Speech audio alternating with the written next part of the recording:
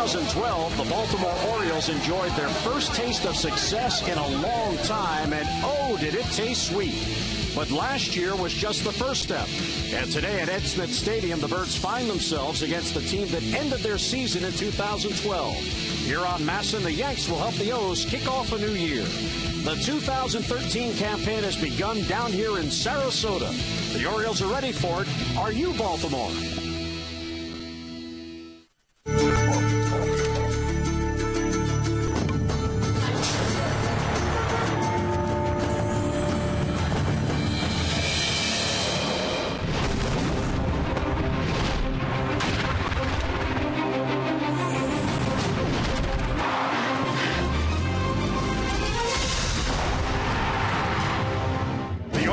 Are back on Masson on a sunny and warm late February day in Sarasota, Florida. The Orioles getting set to take on the New York Yankees in spring training baseball.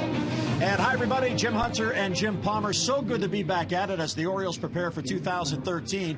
And, Jim, there's a lot of excitement in this camp coming off that 93 win of a year ago and the playoff berth. This team now is looking to get to the next step. Well, they really are. And I think another factor, they won 93 games, which, incidentally, only Oakland and the Yankees won more games in the American League. They tied with the Texas Rangers, is the way they won them, Jim. I mean, you know, we had the 29 one-run victories. You had the 25 two-run victories. You had the 16 straight extra inning ball games. Didn't lose an extra inning game till the postseason against these Yankees. But I think that makes you think that you can win games. They weren't laughers. They were games where it tested your bullpen, it tested your starting pitching, and it tested your defense. The Orioles have a chance this year, Jim, to have probably 8 of their, or actually 7, I guess, or 8 of their defensive players to win Gold Gloves. Only the big question mark on this defense is Chris Davis, who's working very hard on his defense. So this is an improved ball club. They're coming off a foundation last year. They take away those wins. That's the nature of this game, and it all pretty much starts. They're already 2-0. And they won it with some big home runs, and we've got to see some of their young pitchers already. And here's how far this franchise has come. There are 61 players in this camp, and very few roster spots are available. Well, they made 178 roster moves last year, so this is old news. But I've been around this franchise forever, but the talent here in Sarasota on this ball club, even though they didn't make a lot of changes in the offseason, is so much better than it used to be. So again, they know Buck Showalter. He's kind of like a bank, higher standards. They know Buck Showalter's standards. And again, if they have their guys healthy, whether it's Reimold or Markakis, they're going to be an awfully good ball club, and it's going to be a competitive ball club that other teams are going to have to beat. So don't confuse the eventual opening day roster with the players who will go through Baltimore this year. What a day for baseball in Sarasota. The Bird is here. Lineups at first pitch are next.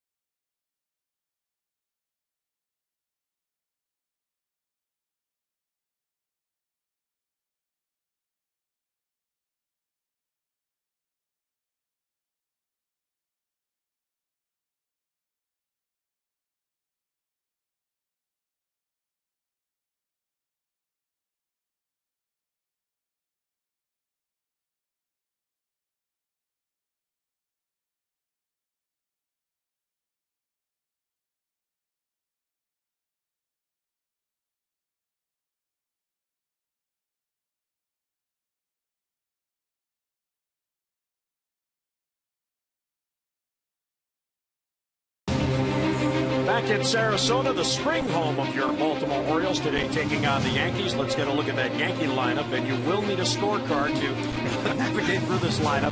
Brett Gardner, Jason Nix, and Matt Diaz. Juan Rivera will back cleanup. Francisco Cervelli will catch. Melky Mason left, Dan Johnson, Gil Velasquez, and Kyle Roller. Gardner, in his career, 266 hitter, but last year relegated to just 16 games. Yeah, had the elbow problems, and they'll take on Brian Mattis. Well, you might as well start him up. Last year, he did not do well when he started, went back to AAA. They brought him up. He was terrific in the bullpen, matchup guy against lefties. Health is wealth for him. 7-1 finish in 2010, hurt all of 2011, 1-9, and then to the right, he said, I really want to work on getting right-handers out. Of course, Gardner will lead it off. Wants to get the outside corner of the plate with a two-seam fastball and his changeup, something that he didn't do well as a starter, but again, didn't have to, because of the matchups, do that much. So it's about getting right-handed hitters out if he's going to start here in 2013. And there's a strike taken by Gardner. We're underway at Ed Smith Stadium. Gardner now 29 years old in his 6th year. Jim mentioned the elbow problem he suffered last year. April 19th on the DL, and he stayed there until September the 25th. Yeah, again, it was the right elbow, hurt it diving for a ball. And I saw him down at the batting cage, and I said, what happened? He said, well, I had a bone spur. And after the season, had it taken out. Of course, I wanted to be part of what is usually a typical Yankee year, which is a drive to the pennant. And they did get all the way to the championship series where they were blown out by the Tigers. But again, very good defensive guy, scores almost 100 runs a couple of years ago. Gets a piece to stay alive at 0-2. Well, with Curtis Granderson yesterday suffering the broken forearm hit by a pitch by Jay Happ of the Blue Jays, Granderson becomes even more important for Joe Girardi, as he'll have to patrol center field at least until Granderson gets back. And there was talk he was going to be in center field anyway. So yes, now there's no other competition for that. Yeah, Granderson was going to assume the left field position yesterday, and he got hit leading off on the road, never got into the outfield. That one floats inside 1-2. Let's take a look at how Granderson hurt that elbow last year. As Jim mentioned, it came defensively. Sorry. This is the Granderson hit by pitch yesterday. Yeah, A.J. Happ, just a fastball that runs in, and again, it just gets him on the forearm. He thought it was a bruise, and the result was it's not a compound fracture, but it's something that's going to take about 2 months to heal. George already talking about it. Said, well, if you're going to miss a month, you want one of those months to be in spring training. But again, ideally, and this is part of the game. We saw the Red Sox, they had 29 players on the DL last year. The Yankees had a lot of injuries, as did the Orioles, as did Tampa Bay, as did the Blue Jays. Sharply hit, diving stop by Chris Davis. The race is on, and safe at first with a head first dive. But Chris Davis made a play like that in the game on Saturday here. Of course, this is a big spring for Chris defensively. Nicely done there. Well, he makes a great effort to get to it. Look how low he is. That's something they're working on. And right here, it's a foot race because of Gardner's speed. And it's bang, bang. And again, full out.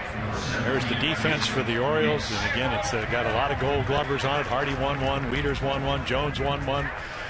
Markakis not in right field, Connor Jackson. So all around, Davis, of course, wants to be the guy. And Mark Reynolds is now playing for the Indians. He played very well when he moved across the diamond. But Chris Davis, 33 home runs, that led the league. You want him either as your DH or hopefully defensively. But again, he's a very big guy, but he's got a lot of agility. I don't think he's going to have a problem figuring out how to play first base. So an infield hit to lead it off. Jason Nix will bat now as Mattis misses inside. Nix, a veteran, now 30 years old. The Yankees, his 5th big league team. He was on their roster last year, but they needed 40-man roster space in the offseason, so they re-signed him to a minor league deal. He's in camp as a non-roster player. In fact, the Yankees have here today only 3 players on their 40-man roster made the trip. Yeah, Jeter's not going to play after the broken ankle in the championship series. He's not scheduled to even get on the field till about March 10th, running indoors. And then again, all the players they lost, whether it's Russell Martin, Nick Swisher, Andrew Jones, Raul Ibanez. Yeah, he had 19 home runs. Of course, if you're an Oriole fan, you certainly remember. Because they were postseason home runs. One to tie a game up and then one to win it in Yankee Stadium. Brian Mattis now 26 years old, his 5th season, and Jim talked about his season last year. He just ate up left-handed batters. A 175 average, but the right-handers batted 327. Nix fouls it back, 2-2 the count. Well, he's much better. As we look at a left-hander, we talk about whether you're better to your arm side or your glove side, and he's better to his glove side because when he has mechanical problems, he falls off a little bit. So again, he's trying to get the two-seam fastball, which will be effective to righties, and then if you can back it up with a good changeup. Just think in the history of the game how many good lefties could do that, run the ball away and then take a little bit off. 2-2 is hit to right field, and that'll fall base hit in front of Connor Jackson. And you're seeing a little bit of Yankee baseball.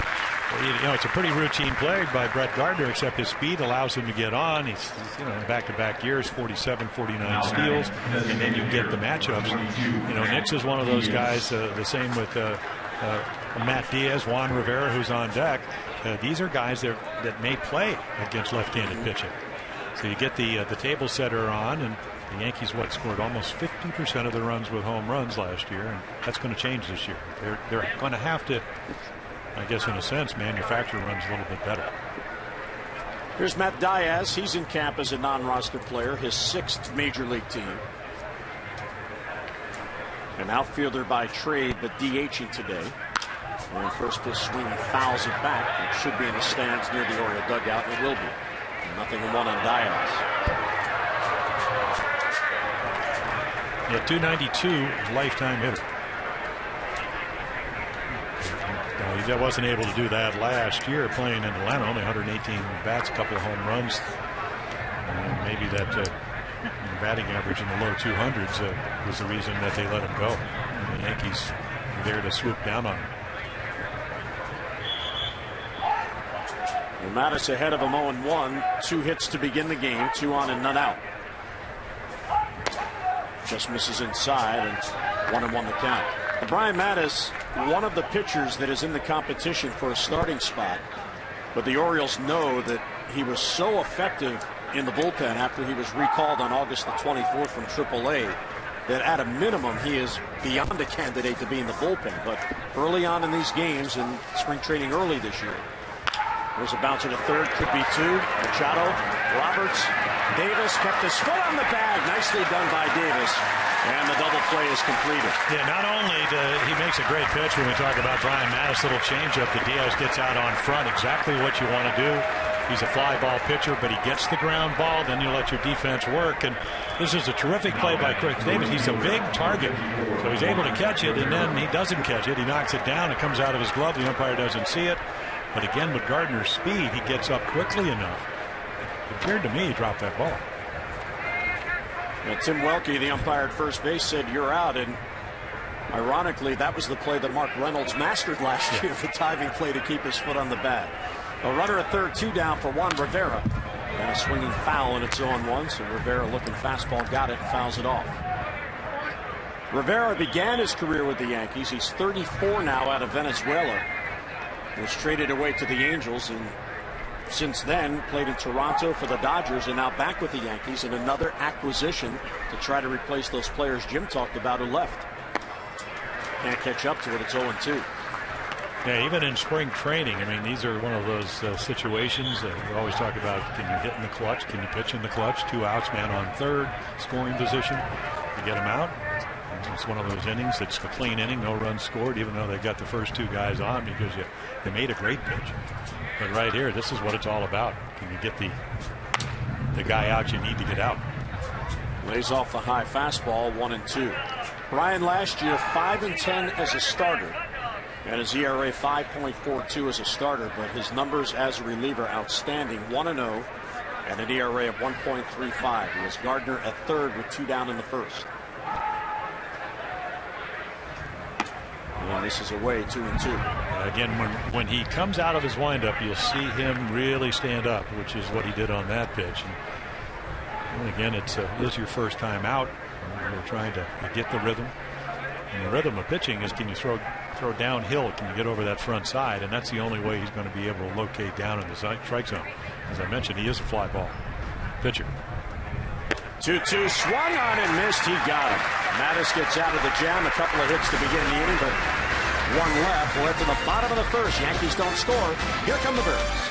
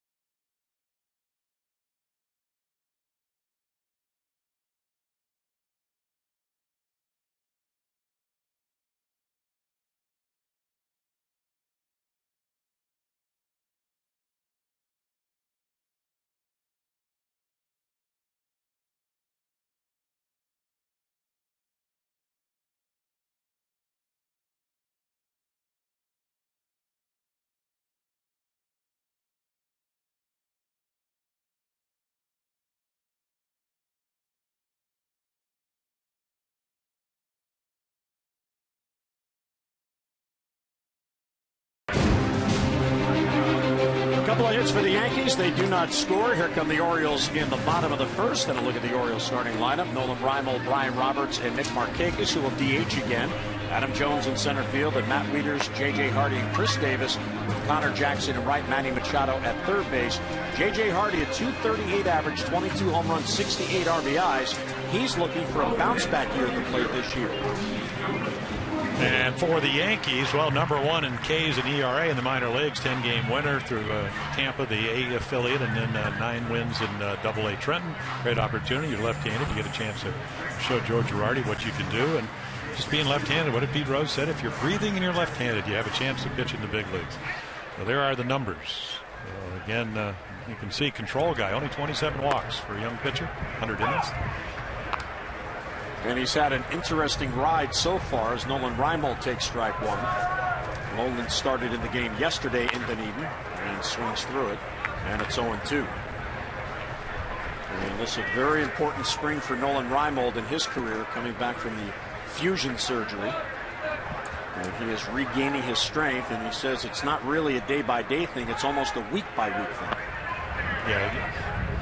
I know you did the interview. I had a chance to talk to him down on the cage, and what he was saying is he feels so much better. He's at a situation where the nerve is degenerating enough where he can actually build strength. Couldn't even close a glove. That's the kind of injury he had last year. Hard hit to short. Velasquez, nicely played. And the veteran flips it across to get Reimold and one down. But that's a good sign, making good contact behind in the count. Well, again, he gets fooled early in the count on a breaking ball and then makes a nice adjustment. Of course, he's one of these guys, and when he is healthy, and that's going to be something we will get to see with Adam Jones going over to play in the World Baseball Classic. He's going to get a lot of at-bats. But I think to me, it's how he looks at the end of March, not how he looks here at the end of February.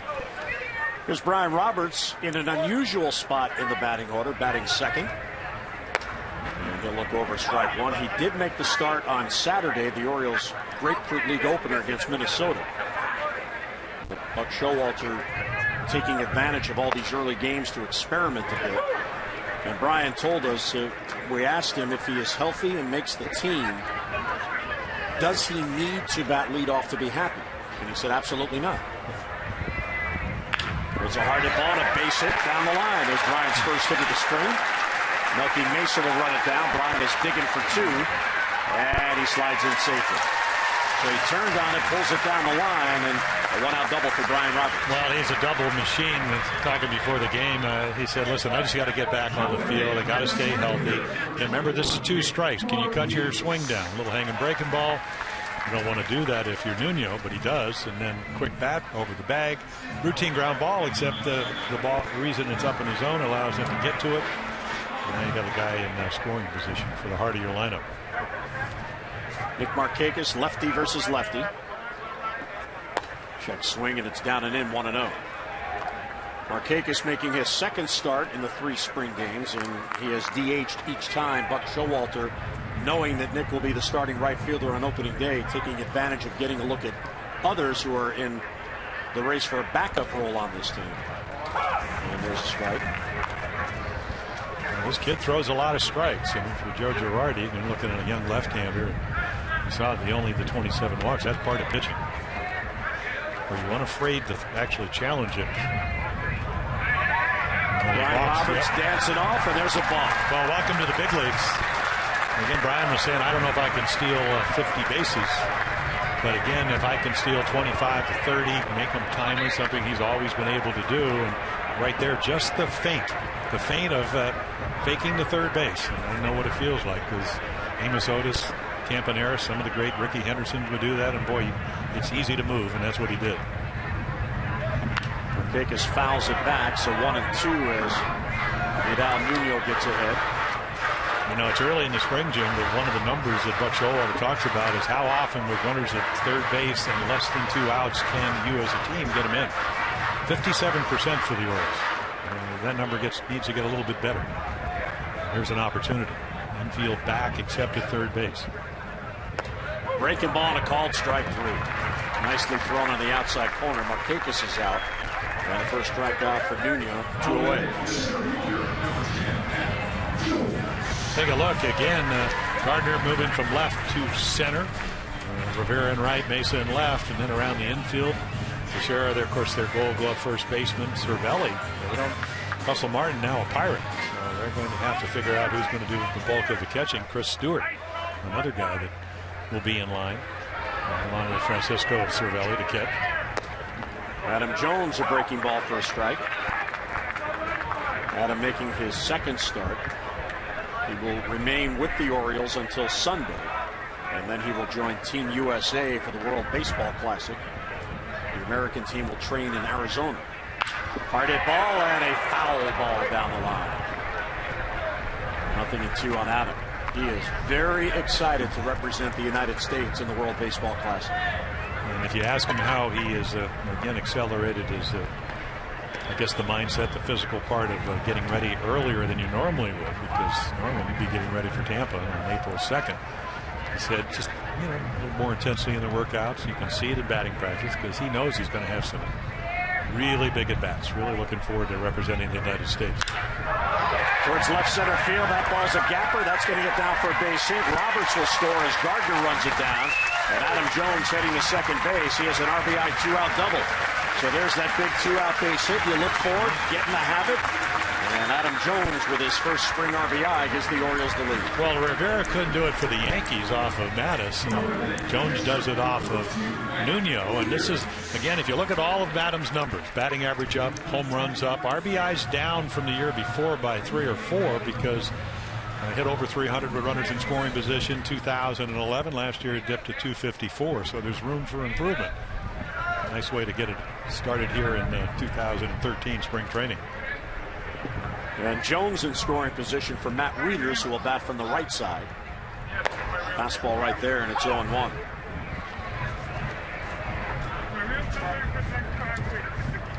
Wieters, of course, a big year last year, and it's amazing, as much as he catches, how he does better at the plate as the year goes on, especially in September. For some reason in his young career, September has always been his best month. Well, he's very talented. He's very smart. He is certainly a lot stronger now, because he knows what the rigors of not only catching in the big leagues, but catching in Baltimore with all the heat and humidity. So again, he has really amped up his ability and did lead the American League in games caught. And this is his good side. Yep. Hit 323 last year. Of course, the year before, in about 122 at bats, hit over 300, hit 11 home runs, almost won every 11 at bats. So the numbers with home runs went down, but the average stayed pretty much the same hitting from this side. Adam Jones at second with 2 down. RBI double for Adam. Of course, the Yankees last year beat out the Orioles for the AL East title by 2 games. And Wieters fouls it back. You know, to give you an idea of where the players are at this point in spring training, Matt Wieters at the plate. He started the first game the other day, so that was February 23rd. And when Buck Showalter took him out of the game, Wieters was sitting on the end of the bench, and he looked exhausted. And Buck went over to him and said, "You okay?" He goes, "Buck, I'm in the best shape of my life. I came into camp in the best shape of my life. I've just played 5 innings, and I am totally gassed." And it's a difference. You get back on the field, you put the cleats on, and there's a strike recalled, and it's a different game, and that's why these games down here are so important. 2-out RBI double by Adam Jones. We'll head to the second. The Birds with a 1-0 lead.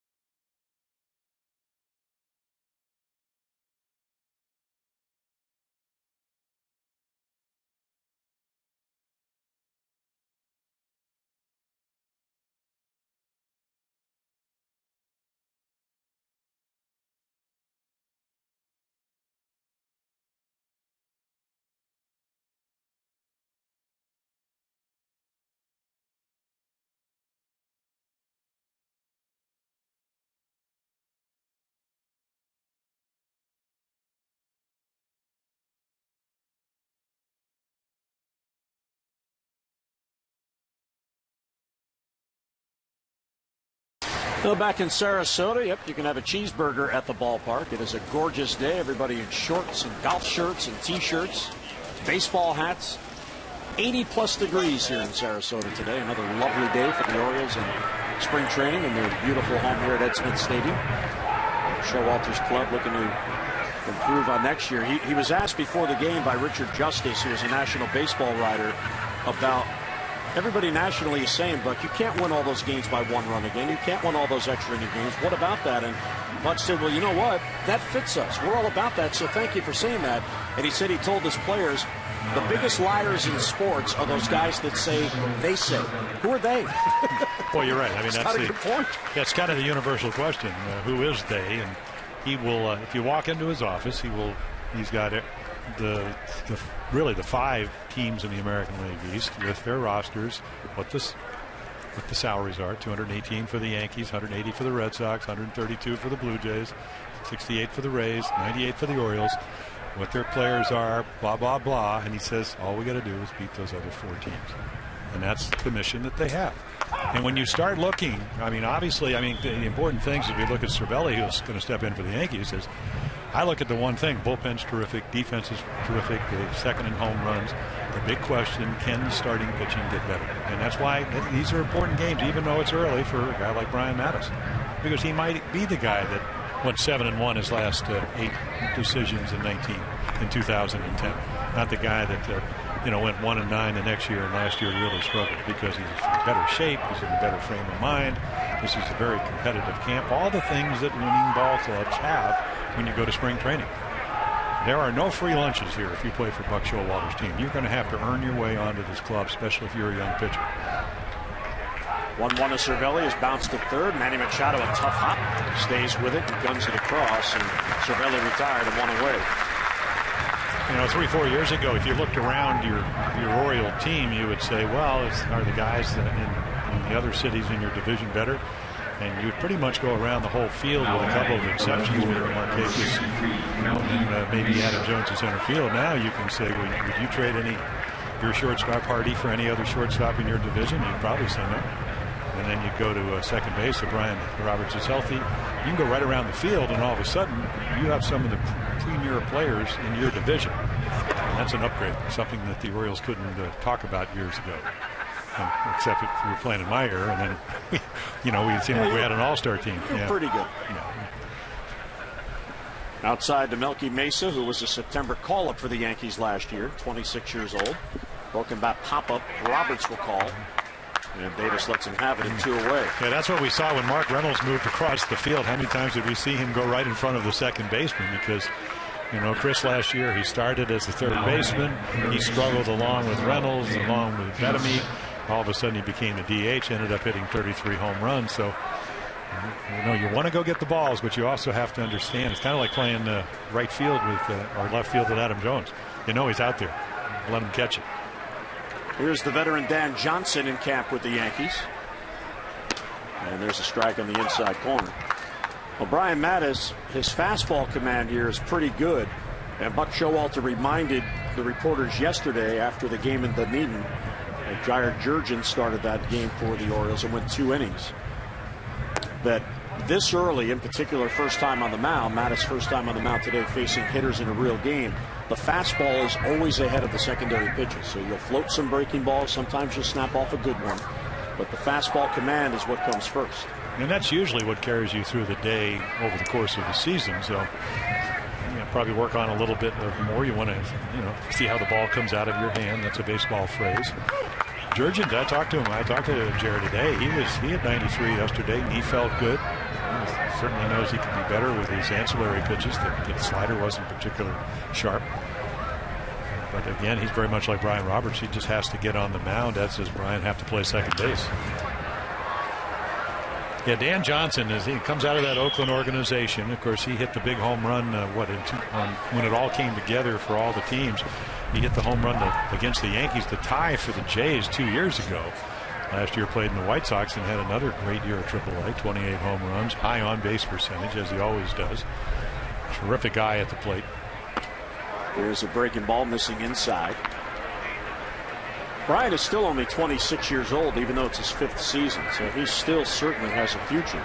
And the question for the immediate future on this team is, where is that future? Is it in the rotation, or is it in the bullpen where he excelled last year? And there's a ball hit towards the middle. Hardy on the broken bat plays it to first, and a 3-up, 3-down inning. So real nice inning for Brian Mattis as he pitches 2 scoreless so far. Mid-second, 1-0 O's.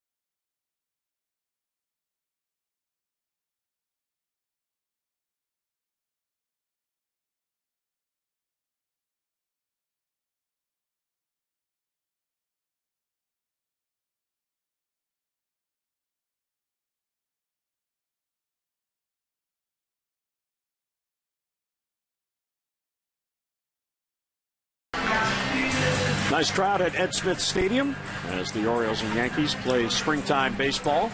As these two teams, AL East rivals, will see quite a bit of each other this year. Even with the difference in the schedule, don't forget 15 teams in each league now, the Astros and American League team. And there is Vidal Nuno, 25 years old. He was drafted by the Cleveland Indians in the 48th round of 2009. And after a season and a half, they just released him. They didn't think he had a future. He went to an independent league, and then he signed with the Yankees, and here he is in spring training as J.J. Hardy will lead off when he takes a pitch low, 1-0. And pleasure to welcome in the skipper of the Baltimore Orioles, Buck Showalter. And Buck, this early in camp. Jim, how you doing? We're doing great. How are you? How's the weather? It's beautiful. How's it down there? How's the scoreboard? Scoreboard's great. It's 1-0, good guys. As you look at your team this early in these games, what is it you're looking for? Oh, you know, Jim, this is a whole different dynamic this year with the WBC. You know, we're trying not to get too far ahead of ourselves. There's two things that go on here that you have to guard against. That's that positive feeding frenzy and the negative feeding frenzy. And somewhere in between the truth lies. So, you know, you can't tell them one thing and then do another. So just trusting your players. You know, these guys know what they got to do and try to get into a routine and a program. Hold them to serve it. I think Chris Davis would be shocked at a hit and run. We got the scoop. No, it's not, trust me. Well, I mean, I know you're not going to send J.J. Hardy since he didn't steal a base last year. Well, not this early. That will change, but don't tell anybody. Okay. Hey, the significance of is there any Brian Mattis starting today? I mean, is he going to get an opportunity to maybe pitch multiple innings on more occasions as the spring training progresses? Yeah, Jimmy, I think we're going to try to position ourselves to go both ways. You know, one thing, we have some depth, and knock on wood, and we want to position ourselves as we go forward to make good decisions about the best way that you know, we can present ourselves. And Brian's capable of doing both, and you know, so far so good.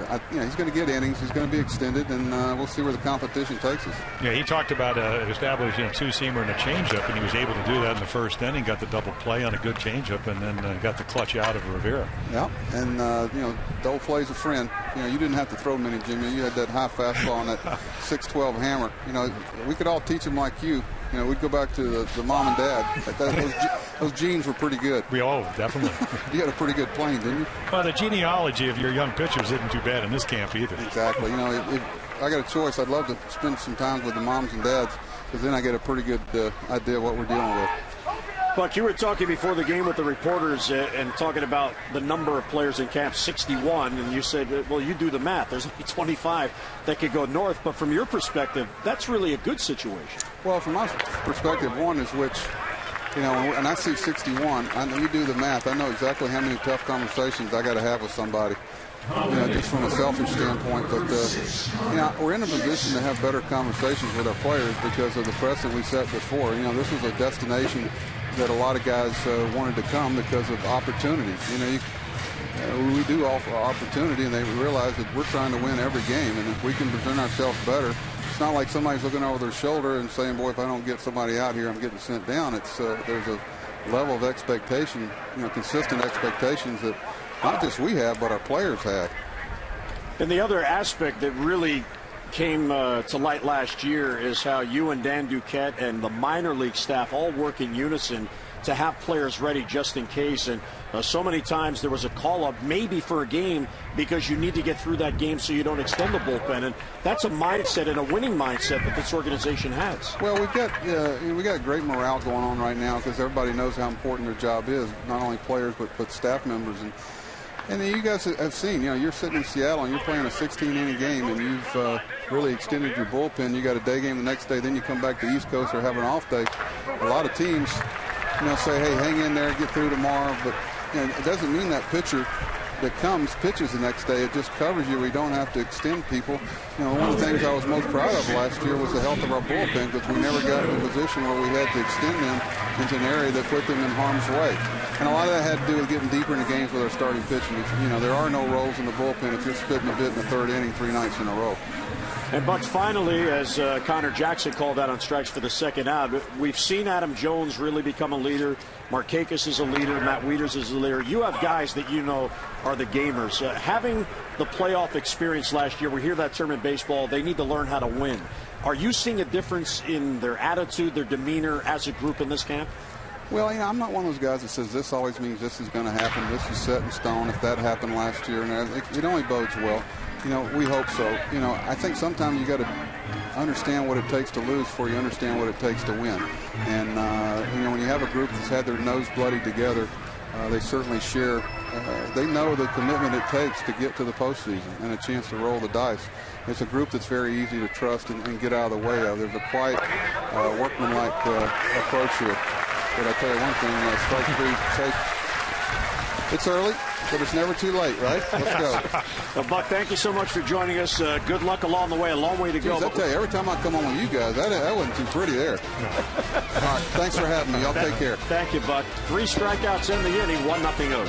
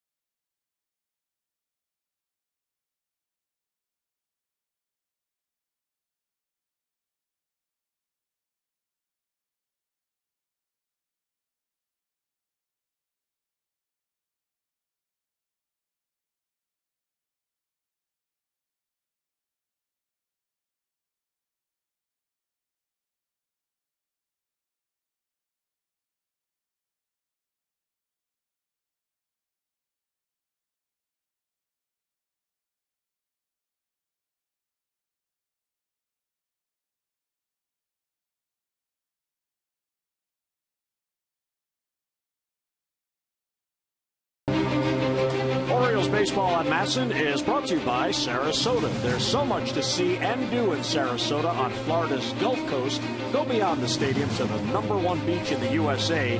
Visit number1beach.com. The beautiful beach over at Siesta Key in Sarasota. Yep, you fly in the summer when you come down here. And we have a new pitcher. Brian Mattis goes 2 strong innings, and here is Tommy Hunter for his 2nd spring appearance. Yeah, there's the number 4-8 record last year as a starter with a very high ERA, and then sent to the minor leagues, worked on his windup, came back throwing 95 to 100, hit 100 up in Boston. So totally different guy. Strikeouts went from 4.8 per 9 innings to almost 9, 1 an inning. So again, a totally different guy, and it looks like his role on this Orioles staff will be in the bullpen. And boy, he was a totally different pitcher, power guy coming out of the pen. He pitched in the game on Saturday here, so his 2nd appearance. Yeah, it was kind of all over the place, which can happen in spring training. Gil Velasquez batting for the Yankees in the 3rd. Roller and Gardner will follow. Gil Velasquez is 33 years old. He has spent 15 years in the minor leagues. Parts of only 4 seasons in the bigs. Jim, he has played 1,380 games in the minor leagues. There's a guy who doesn't want to give up on his dream. No, well, you get guys like that, and they're very happy doing it. They think they're still going to get that break. There's a tapper and a foul ball that hit him in the box before he got out of the box. Wieters disagrees, talking with Toby Basner, the home plate umpire. Thought he might have been outside of the box. If so, he would have been out, but the foul ball called. Yeah, you got to try to get the call if you can, and that's what. Take a look, and see, he's still in the box, at least from that angle it appeared. That's what the umpire thought. Another step or so, he would have been out. Well, Tommy Hunter, who, by the way, is out of options, so his fate determined by that. Very often you'll see him with as Buck Showalter mentioned when we chatted with him, with so many more positive options in this camp. So many times, whether or not they can be sent to the minors determines who stays and who goes, especially if it's an even competition. Well, you're right. But again, if you look at the starting staff for the Orioles in early 2012, Arrieta was on that staff. He would go 3-9. Mattis, as you mentioned, would go 5-10. Hunter would go 4-7. Yet they still won 93 games, and all 3 of them went to the minor leagues, came back in the bullpen. They worked on their mechanics, really good attitude. A little looper right there for a base hit, and they became better pitchers, and they helped the Orioles get to the postseason. Yep, no doubt about it. That's a great experience. Brian Mattis joins us now from the Orioles bullpen. And Brian, real good solid outing today. How'd you feel? Oh, it felt good, Jim. It's nice to get the first one out of the way. And, just get out there, get a feel, and try to get in that rhythm again. Well, you talked about using your changeup in the two-seamer. You got me a little nervous, but then you made a great pitch with a changeup. In fact, both times in the first inning to get out of trouble.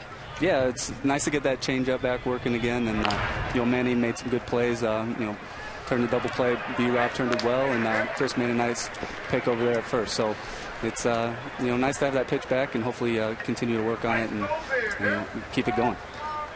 Brian, this early in camp, this your first appearance, fastballs, I guess, are obviously ahead. How long does it take for you to get the feel for the off-speed pitches, the secondary pitches? Oh, that takes a little bit of time. For me, everything comes off the fastball. So, first few outings, I like to get the fastball and changeup established, and then get the feel for that curve and slider. It's a little bit behind right now, but still have plenty of time.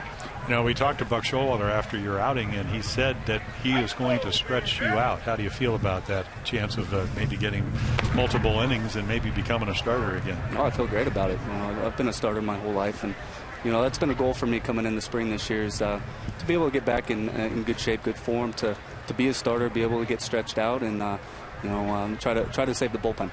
Brian, you did an outstanding job last year, as Jim mentioned, when you went back to the minors and then came back to the team and excelled in the bullpen. When you look back on that experience, obviously, if everything went well, you'd stay in the rotation. That's what you like. But what do you believe you learned from that, and how can that help you going forward? For me, it was the time of the season where our starters were doing well, and had the opportunity to be a reliever and help the team and be a part of something special. And that's something I'll cherish for the rest of my life. Being able to pitch in the postseason and relieve, and it's just something else to experience. And for me, I'm happy to have the opportunity to be a starter again, and that's my focus, and just roll with it. Well, you showed me your abs in the locker room. You're not going. Are you going to the beach now? I mean, now that I know you're going to run. Do we need to know this? Well, no. Hey, this is Sarasota. They have great beaches everywhere. I know you'll go run with Brady, who's really gotten you in great shape, and then you'll head for the beach. Is that what the plan is? No doubt. Head out to the beach, maybe get on some jet skis, get out on the water a little bit. Now, how about pole boarding or whatever they were talking about yesterday? Have you tried that yet? No, I haven't paddleboard before. But I like to. I hear it's a good workout, a good core workout. So. Jim, maybe you and I will have to go out sometime and try. Oh, I'm looking forward to it. I would love to see that. Now, Brian, is it difficult to keep up with Brady in those workouts? Oh, yeah. I mean, it's tough. I mean, Brady and I and a bunch of the guys, we get after it and, try to get stronger, faster, and that's the goal. So, this game isn't easy. So it's nice to be able to go out there, work hard, and be able to see good results out there on the field. And with all these players with this competition, it's got to be good for you knowing you're part of that competition. Oh, no doubt. I mean, we have 10 or 12 starters that are qualified to be in this rotation. So it's a battle, but it makes it fun for all of us in spring to push each other and work hard and make that a good competition. Well, Brian, congratulations on a successful first outing. We appreciate the visit. Keep it going. All right, Jim. Thanks a lot. That's Brian Mattis joining us from the bullpen. And here's the starting supply, as we're calling it. Out of this group, 5 will go north. And if you look at what Buck Showalter said as camp began, Miguel Gonzalez, Jason Hamill, Wei-Yin Chen, and Chris Tillman, we believe, are in the rotation unless they pitch their way out of it. So, Jim, of all those other names, there's one spot open. Yep. Well, a lot. I told Buck last week I was in for Jim Johnson has a Miracle League golf tournament. I said, you ever have too much pitching? And he just rolled his eyes at me, and he said, the answer to that question. So a lot of opportunities, a lot of talent, a lot of power arms, something that didn't have a couple of years ago. And the other thing, and you alluded to when you talked to Brian, is a lot of competition. Well, Dylan Bundy and Kevin Gausman likely will begin the year probably at Double-A Bowie as teammates, but the way Gausman looked yesterday, and Bundy had a pretty good outing here in his debut on Saturday, you never know. Dan Duquette has been asked a few times, a couple of times by me. He still hasn't answered me, but I said, well, what happens if you're in the last week and they're still in competition for this team? And he said, well, that's a good thing. Well, it really is a good thing, but it also gives you an option if the other pitchers pitch well, which they're certainly capable of doing. So you can send them back to the minor leagues, have plenty of options. They can get some experience, and you can bring them up if you need them, which is exactly the way it happened last year. If you look at the first 5 starters, I think their record was something like 36 and 45. And then the Tillmans, the Steve Johnsons, the Miguel Gonzalez's were 32 and 13. Defense got a lot better. Starting pitching got a lot better. Home runs were consistent all year long, 214 of them. And the one name on that list that fans might not have recognized as that ball floats inside and high, 2-2 on Knicks with first and second and one down. T.J. McFarland, a left-hander. He was acquired from the Indians in the Rule 5 draft. So very much like Ryan Flaherty last year, he must make this team or be put through waivers and offered back to the Indians. And Dan Duquette really likes McFarland. He is a sinker ball left-handed pitcher. That ball's pulled down the line, and that is foul. Yeah, a little luck there. Trying to go up and in, and the count's still in your favor where the pressure's on the hitter. It's not like you have to throw a strike. Runners at first and second, still a pitch to work with. Yeah, Tommy Hunter, when you look at his windup, he the toughest pitch for him, because that front knee kind of opens very quickly. He's much better away to right-handers. Getting in on him is tough for him because the front shoulder flies a little bit. But again, the velocity got so much better. But it's something he has all spring to work on. How do I get right-handed hitters out? 2-2. Velasquez the bloop single, Gardner the bunt single. And he got it. Blows a fastball by him. So a big strikeout for Tommy Hunter, his second in the inning, and 2 down. Yeah, you're hoping the hitter's going to be a little bit nervous. He'll expand the strike zone, and that's what Tommy's able to do. 92. This one gets all the way to 94 miles per hour, up and away. A nice little 2-strike pitch. Tommy's still only 26 years old, as Matt Diaz will step in, bounced into a double play his first at bat. One thing is certain, the AAA Norfolk Tides pitching staff is going to be pretty good because all of the pitchers in this camp cannot fit on this roster. As Jim mentioned before, there are 29 in camp, and Buck Showalter was asked before the game, well, you have some depth in certain areas. Are you looking to go elsewhere? And he said, no, we look at it right now as our team will come from these 61. We're looking internally. We're coveting our players, not others' players. Now, that doesn't mean in a couple of weeks Dan Duquette might get a call from somebody and the thinking might change. But if you have a surplus and you have a quality surplus, then you're in the driver's seat. And again, because of the length of spring training, the scouts are going to get to see the Oriole pitchers pitch a lot of innings.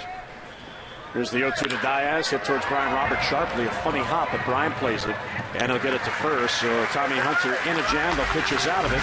We'll head to the bottom of the third in Sarasota, the Birds with a 1-0 lead.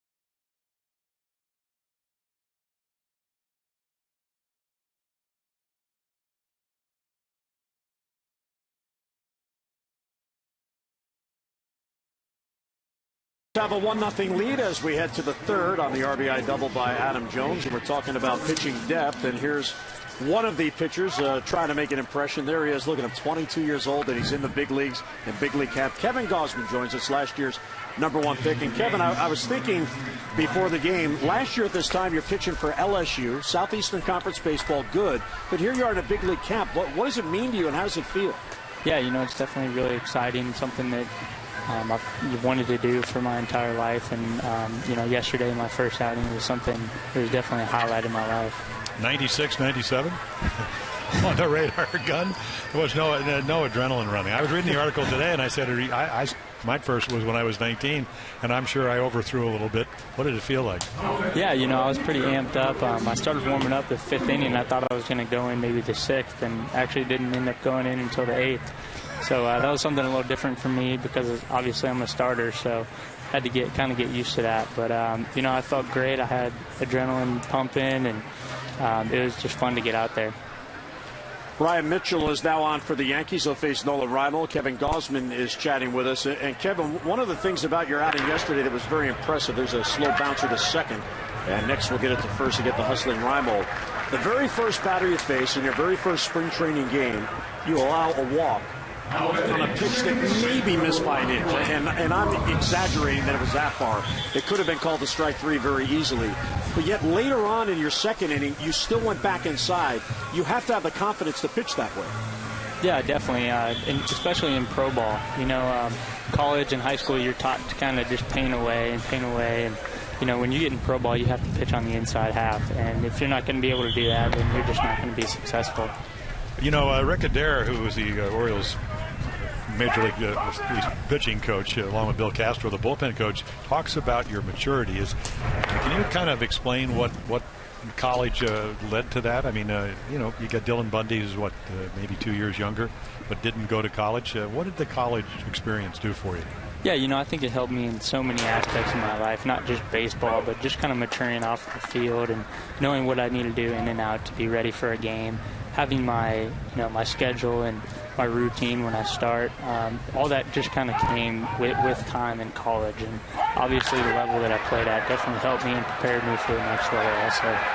Brian Roberts goes deep against the wall, and he's hustling towards second base. So Roberts 2 for 2 with a couple of doubles, and he's at second with one man down. Well, Kevin, so much is out of your control. We don't know where you will begin the year, but the thing about this organization, Buck Showalter mentioned it before the game, it's about opportunity. As long as you have that, that is in your control. Yeah, definitely. And I'm just going to go out there and kind of focus on getting better every day. And like you said, I have no control on that, so I'm just going to work and try to get better at the things I need to work at and just kind of get better every day. And that's obviously up to them. Well, Kevin, we appreciate the visit. 22 years old in the big league camp, and a real nice first outing yesterday. We appreciate it. Thanks so much, and continued success in the camp. All right, thanks, Jim.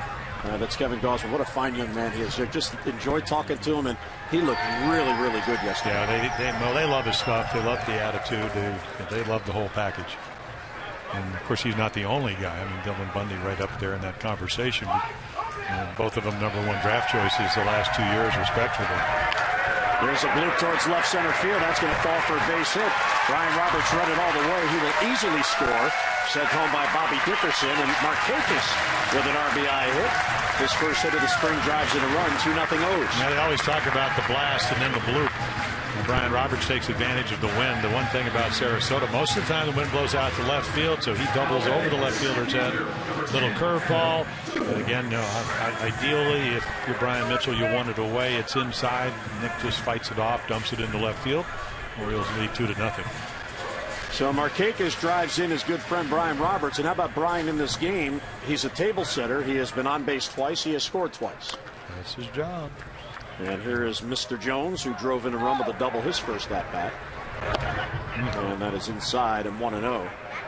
Adam is very excited for the coming season, not only because he thinks the Orioles have a chance and a good chance to get back to the playoffs. He is on the verge of becoming a full-time Baltimore resident. He just bought a home in Baltimore, and he's going to close on it in about a week and a half. And then he'll be able to move in once spring training is over and he gets back north as Markakis goes, and a chopper towards third, and that is a fair ball. Johnson gets it to first, and out in an eyelash is Adam Jones. So Markakis to second base with 2 men down. Well, fans, Orioles partial season plans are on sale, and it's your only chance to purchase tickets to the most anticipated opening day in recent memory.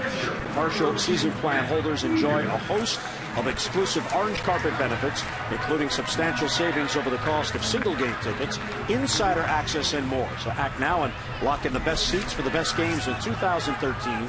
888-848-BIRD, or if you prefer, just go online at Orioles.com. Well, Adam Jones hustling as he always does. Markakis the second for Wieters. There is a buzz around Baltimore, Jim. I know you were there for FanFest, but anywhere you go, you see Oriole hats, you see Oriole jerseys, people talking about the team. They can't wait for opening day in Baltimore. This team really turned on the city with its run last year. As did the Ravens, winning the Super Bowl. Off the end of the bat, this is going to be a tough play, but Mesa in on it. It hangs, and he makes the grab for the out. So a couple of hits and the RBI single by Nick Markakis. Wieters down. We'll into the fourth. 2-0 O's.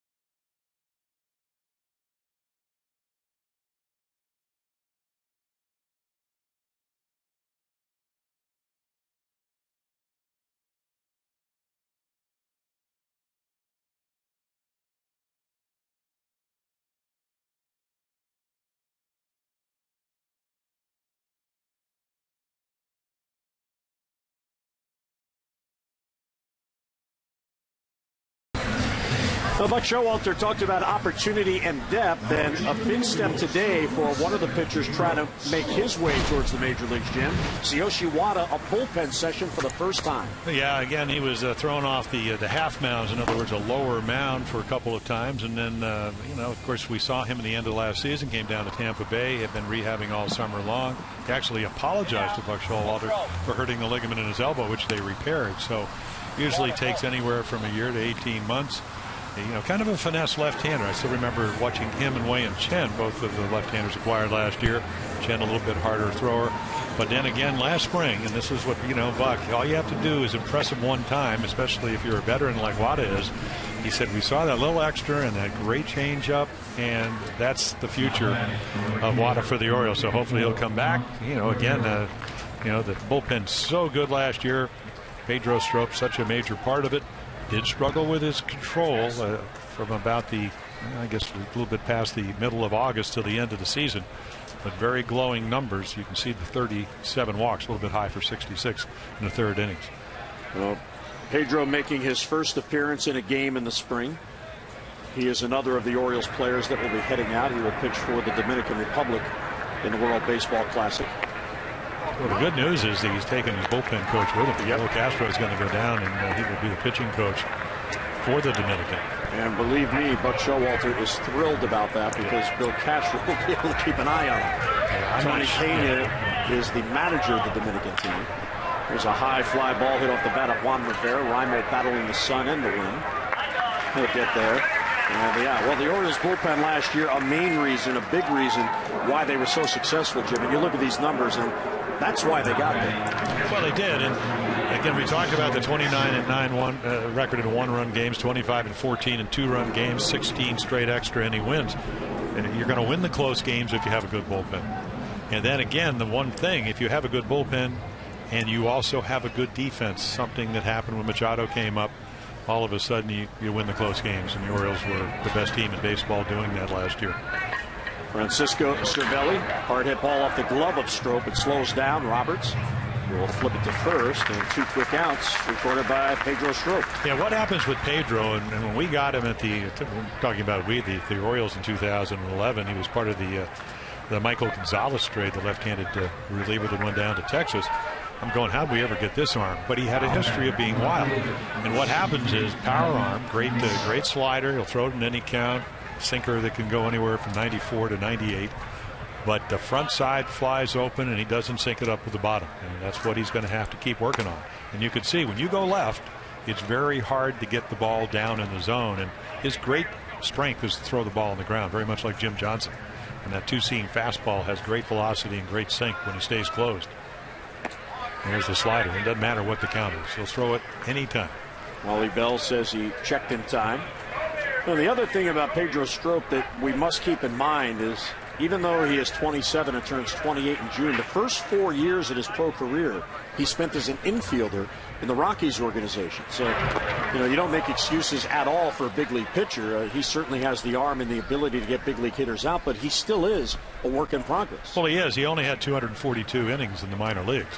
And again, the most he ever had in one season was 54, and that was his first year after, again, he was a kind of a middle infielder, second baseman, shortstop. 2-1 on Melky Mesa, who's 0 for 1. Can't catch up to it. 94 on the stadium gun.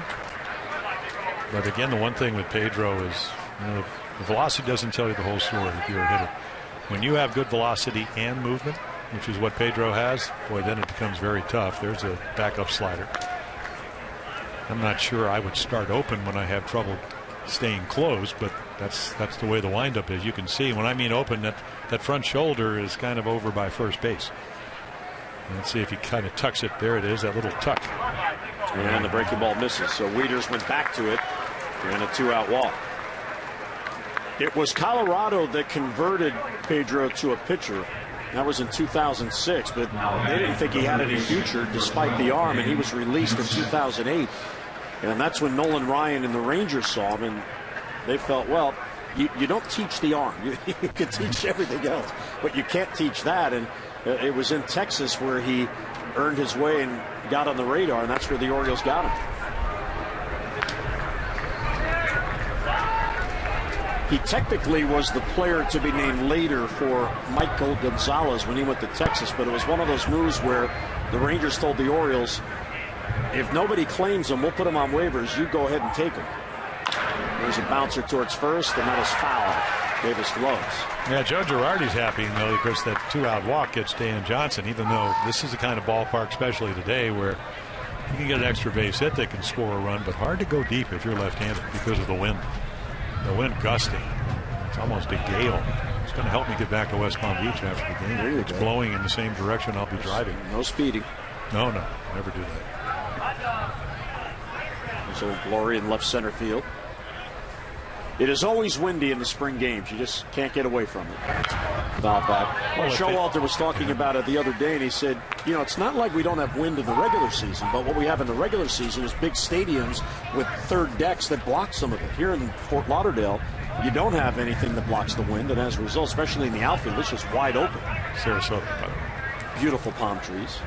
What did I say? Fort Lauderdale. Oh, sorry. Closer to my house. Freudian slip. We're moving back. No, let's hope not. No. This is too beautiful. Oh, this is a beautiful complex.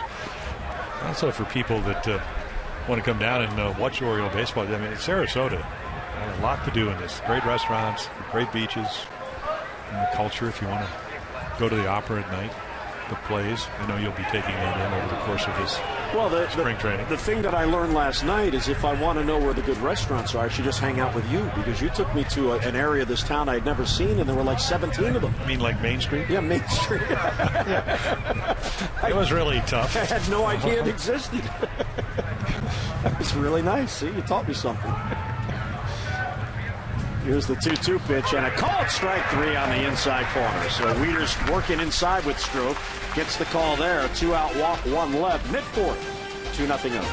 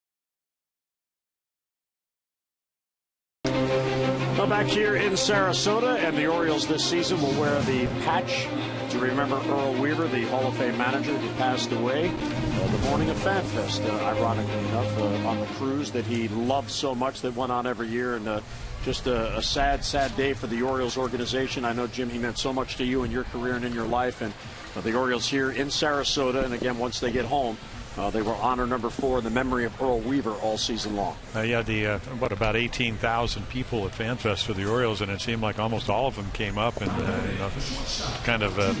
talked to me about our my loss, and I said, well, it's really our loss, because I think it was such a tremendous year. Buck Showalter, along with Brady Anderson, who was he's now the VP. He's one of the vice presidents of player development. But the one thing Buck did so much for Earl last year is make him feel part of the organization. He invited him to spring training. He was already planning on coming a couple of times. So, I think Earl actually had to spend the last year of his life with the statues.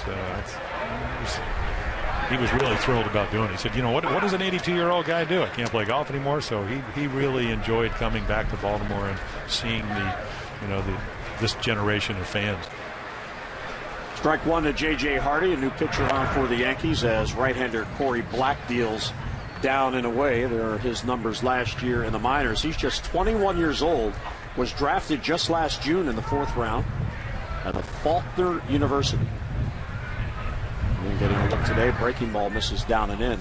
You talk about Buck and Earl here in spring training, and our colleague Fred Maffra rode with Fred yesterday over to Dunedin to watch the team, and Fred was on the cruise with Earl. He went every year. And Fred said just a couple of days before they were talking about the upcoming spring training. A chopper towards short. Velasquez will get it to first to get Hardy and 1 down.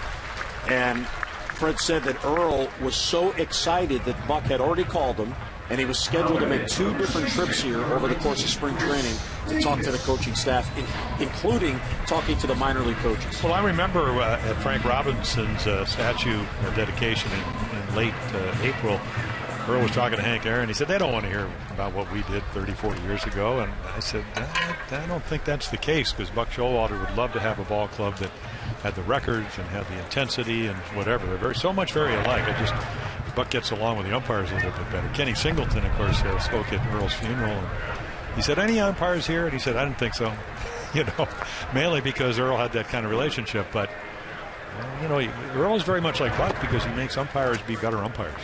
You better come out and do a good job, or maybe Buck won't do it in the same style.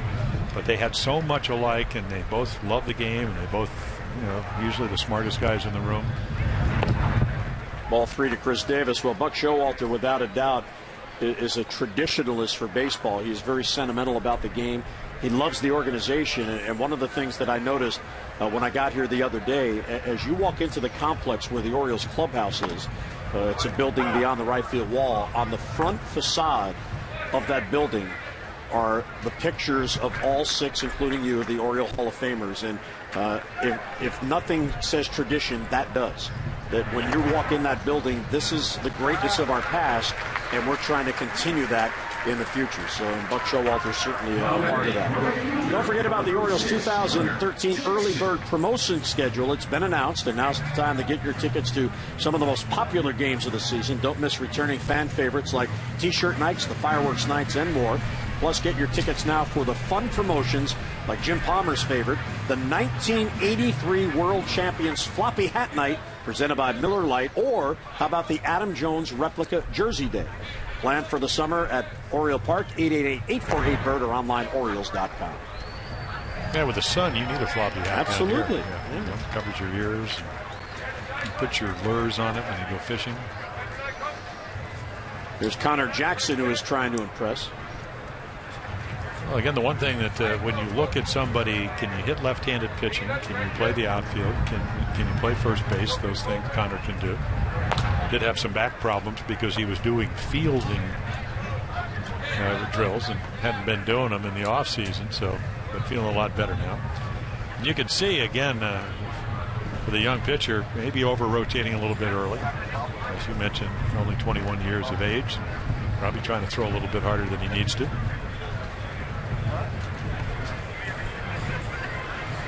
Know the feeling when you overthrow a little bit. Well, Joe Girardi on this trip, as we mentioned before, he brought basically non-roster spring training invitees and minor leaguers. So these are your opportunities to show the major league manager what you got. It's game conditions. Of course, it's the third day of spring games, but still, you might not get an opportunity in week 3. Well, the Yankees are going to make changes. Again, we talked about the fact that they're still going to have a very good pitching staff. Mariano Rivera at age 43 is trying to come back from the knee surgery. Apparently things are going well. And anytime you're 43, you've got to prove. Of course, he has the most saves in the history of baseball. They got Pettit, Andy Pettit, pitching very well last year before he was hit by the line drive. He'll be 41. Sabathia coming off elbow surgery. Kuroda had a terrific year, pitched well in the playoffs. 2-2 on Connor Jackson. And a foul back. Jackson is the third different player to get a start in right field in the first spring games. Nick Markakis played Saturday and today as DH. But Chris Dickerson, who ironically enough was with the Yankees last year, and now they need outfielders, but he's with the Orioles now. He started on Saturday. Steve Pearce started in right field yesterday, and today it's Connor Jackson. As Connor Jackson trying to earn his way on this team as a backup, because he can also play first base, and somebody's got to make this team as a backup first baseman. There's a bouncer to third. Johnson gets to second, and just in time they get Chris Davis for the second out. We're talking about the battle for the bench, Jim, as we look here. Teagarden is on the team as the backup catcher. We know that. Betemeet likely on the team, and Alexi Casilla, who the Orioles got from Minnesota, he's likely on the team as a backup, provided Brian Roberts earns back his starting spot at second base. But all these other names, that means one player there's a spot available for. And of those players, you have to be able to play first base and the outfield. Right, and Valencia can do it. Flaherty can do it. Connor Jackson can do it. Steve Pearce can do it. Homer the other day. Dickerson is pretty much an outfielder, but a very astute, talented outfielder, can play any position. And Kenny Singleton came over here because he broadcasts for the Yankee. I think he's doing about 13 games this spring. Today's not one of them, but he said, yeah, they could really use Dickerson. And Buck Showalter says, why would you think we want to give him back to the Yankees? It's not in the playbook. The other part of that is we looked at the potential backups on this team, because you have your 9 starters, including at DH, and then the bench. Somebody also has to back up J.J. Hardy, who plays a lot. He plays pretty much every day. And Ryan Flaherty has played at shortstop twice down here. And, Jim, he has looked phenomenal at shortstop. Last year, he played 1 inning at shortstop all season. But he came up as a shortstop. He was a #1 pick of the Cubs as a shortstop out of Vanderbilt. And he has done everything that the Orioles have asked him to do. And Buck Showalter says he even carries himself differently this year because he has a whole year behind him. He's not the new guy anymore. Even though he doesn't have to be on the ball club as he did last year. Of course, you had Robert Andino last year, who has since been. Runner goes, pitch taken low, throw to second, not in time. So stolen base for Connor Jackson. Easily. Well, again, they time the pitcher, and if he doesn't pay attention, of course, it is a running situation with 2 outs, trying to get a guy into scoring position. And again, this is part of whether it's spring training or the regular season. You don't have a lot of speed, but again, easily makes it because they take advantage of really kind of just a lapse. Nice throw, quick throw, right on the money, but he steals it off of Corey Block. Well, that'll show the Orioles brass another aspect of his game as Connor Jackson steals second. Jackson at one time was the everyday first baseman in Arizona. And he certainly has some big league experience behind him. 3-1 on Machado, and it's high ball 4, and there's the second walk in the inning. So Black showing some velocity. That one was 93, but no command of that velocity.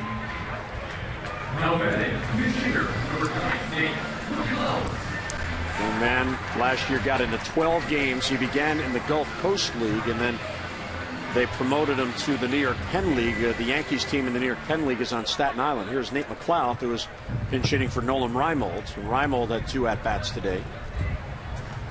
And here is Nate, the other part of that left field combo.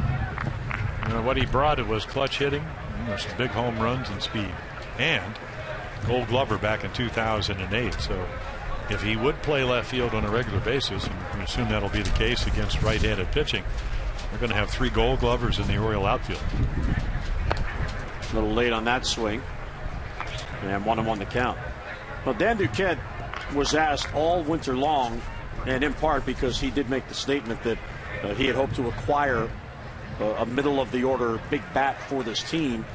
And he said, well, yeah, maybe we didn't get that particular guy, but we brought McLeod back. And when you look at what McLeod, as Jim just alluded to, what he did last year, you want to take care of the guys that helped you win. Well, here's one of them.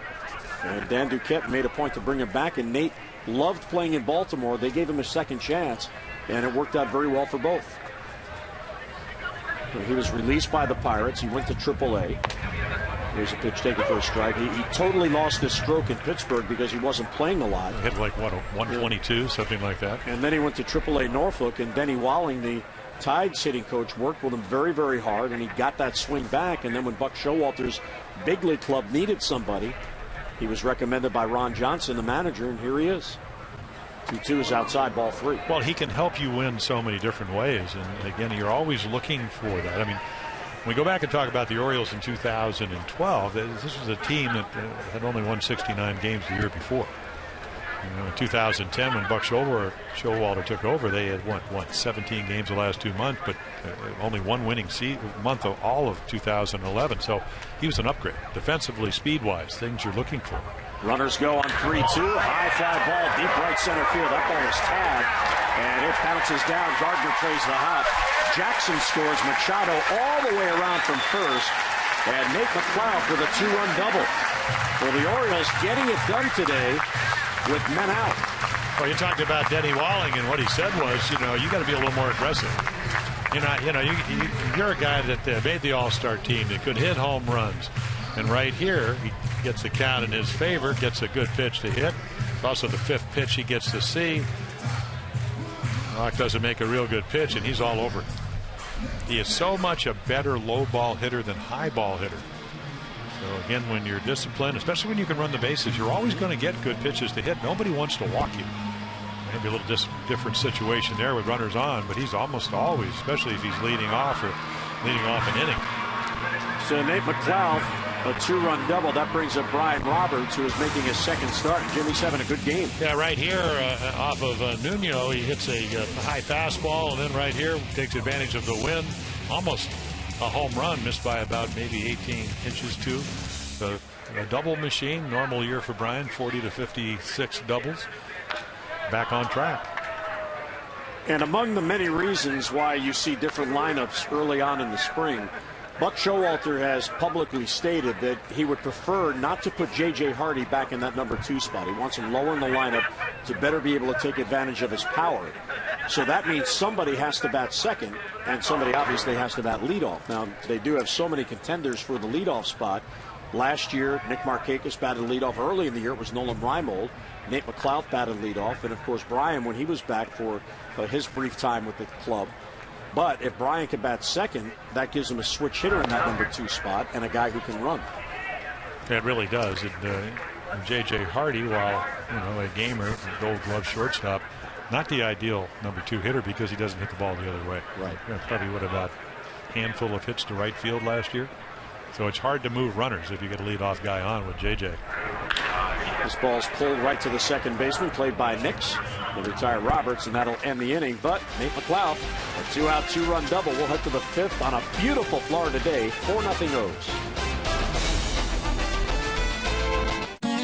It's the President's Day event at your local Ford dealer. Yeah, it's time to save big at your local Ford dealer right now. Save your hard-earned money on the Ford that's right for you. Well, that's right.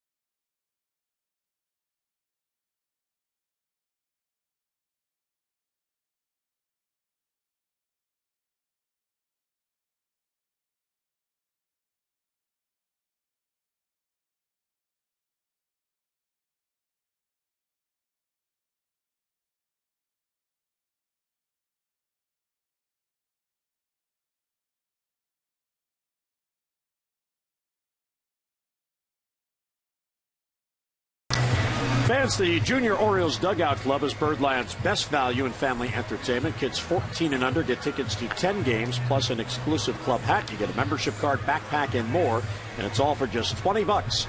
Now, members even get exclusive giveaway items at each game, and family and friends can purchase tickets starting as low as $6 with a chance to even upgrade those tickets to the lower deck. Now, to find out more to this very popular club, the Junior Orioles Dugout Club, 888-848-BIRD, or just go online, Orioles.com/dugout. New pitcher on for the Birds, and it's an old friend, Mark Hendrickson, the veteran back in camp with the Orioles. Yeah, totally different arm angle. He used to be over-the-top, curveball, changeup, cutter type of guy. And I talked to him yesterday. I said, how's the dropping down, becoming a sidearmer being? He said, the arm feels good. I've been able to find my arm slot, but my body hurts because it's just a different motion.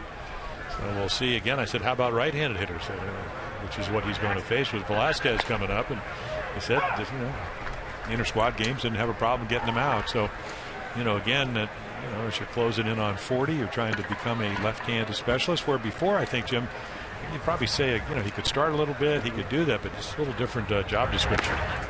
It's the fastball by Velasquez at 84. Nick McLeod now in left field after pinch hitting for Nolan Rymore. All about deception. Well, it is, and that was what, 6'9"? Yeah, 6'9", and he moved from the third base side of the rubber all the way to the first base side, so it's like he's throwing right out of Brian Roberts' jersey, and there you go. Not only did he get him out, he just did it very efficiently. So a 3-pitch strikeout for Hendrickson, and one away as Velasquez goes down. So again, it's just a different arm angle. I mean, he's probably now about almost 9:30. If you want to look at a clock, he used to be somewhere around 11:30. So he's dropped 2 hours. I don't know what it did to his miles per hour. Can you drop age like that? No, you can't, unless you're from the Dominican. I'd be interested in learning about that as he deals a strike in there to Kyle Roller. You either have to be from the Dominican or you have to be Mel Proctor. You never tell anybody how old he is. See, I don't mind. You are what you are. Exactly. Breaking ball bends in there for a strike. But see, if you had been a ball player, 5 strikes. if you had been a ball player and you had signed out of high school, just not at your level, you can't cheat. Like Davey Leonard, who played for the Orioles, he came out of Hopkins, and in fact, the only major league player that ever went to Hopkins. And they said, tell him you're younger. Tapper passed the mound. Hardy back of the bag. Will get it across just in time, and 2 men down. So 6 pitches and 2 outs for Hendrickson. Well, this is just the first game that we'll have for you on the spring Grapefruit League action of Orioles baseball. Our next telecast will be Thursday, March the 7th against the Blue Jays, and then the Rays will be here on March the 14th, Minnesota on St. Patrick's Day, and then later on in camp, the Phillies on March 23rd and the Yankees on March 27th. And once again, the Orioles will open their regular season in Tampa. So when they break camp, instead of flying to their destination, they will bus up to St. Petersburg to face David Price. Yep. They'll have a workout on April 1st, and Mr. Price awaits them in a 3 o'clock game on April the 2nd. There's Brett Gardner, who takes a strike in the outside corner. See, that's just not fair. If you're Gardner, you're thinking it's the third game of the spring. He's 6'9", and he's painting the outside corner from an angle I've never seen. Yeah, that's right. He's throwing from behind you. And of course, Brett's been up twice and been on twice. One of them a bunt base hit. Breaking ball just misses. Yeah, I met I was talking to him today, as I mentioned, coming off the elbow problems when we talk about Brett Gardner. But I read a story about, I guess 2 winters ago, that he had never worked, all these years, worked on his bunting. And that's what he spent the winter doing. So, of course, if you're Joe Girardi, you want him to be healthy, you want him to get on. It'll be a different type of offense up in New York until maybe A-Rod gets back somewhere around the All-Star break. But when you lose Swisher, who hit 24 home runs, Martin hit 21, Ibanez hit 19, Andrew Jones hit 12, Chavez hit home runs. A lot of offense out of this lineup. Breaking ball, defensive swing, and he fouls it off. Well, Mark Hendrickson working on this new release. He did not play last year. The numbers we showed you from 2011. But the one thing that he brings to Rick Adair and this team is experience. He has logged 1,169 major league innings.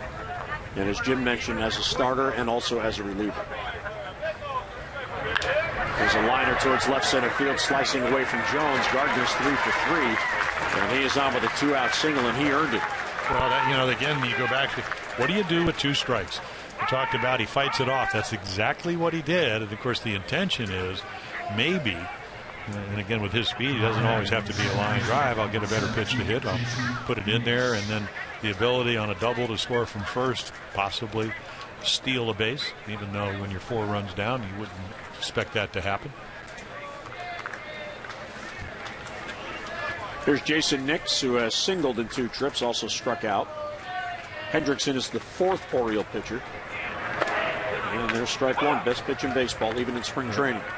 Oh, that's one of the things, especially from young pitchers, not that Mark is that.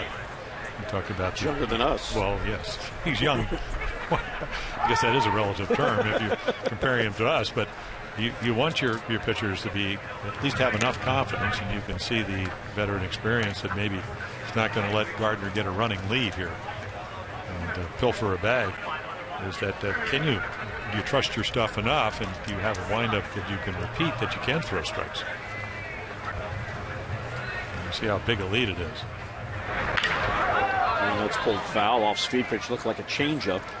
Yeah, for Jason Nix, who last year he hit 180 on the road and loved to hit at Yankee Stadium, hitting ballpark over 300, 308.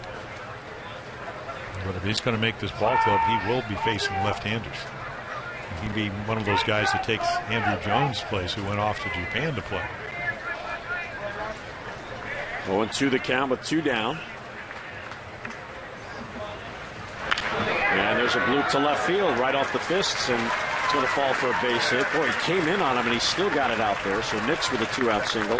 Back-to-back hits with 2 men down. And while we have a moment, Jim, we'd like to send birthday wishes back to Baltimore to our friend Amanda Sarver, who works in the Orioles Public Relations Department, does an outstanding job, very helpful to all of us who follow and cover the team. And she is celebrating a birthday today, so very happy birthday to Amanda. And we hope you have a nice day back home. She'll be down here coming up in a couple of weeks, I believe. Thank you for the notes, as always. Oh, absolutely. Well, the Gardner hit keeps the inning alive, as does the Nix base hit. That's what you're looking for. Doesn't have to be 4 runs, but I want to get back in this game.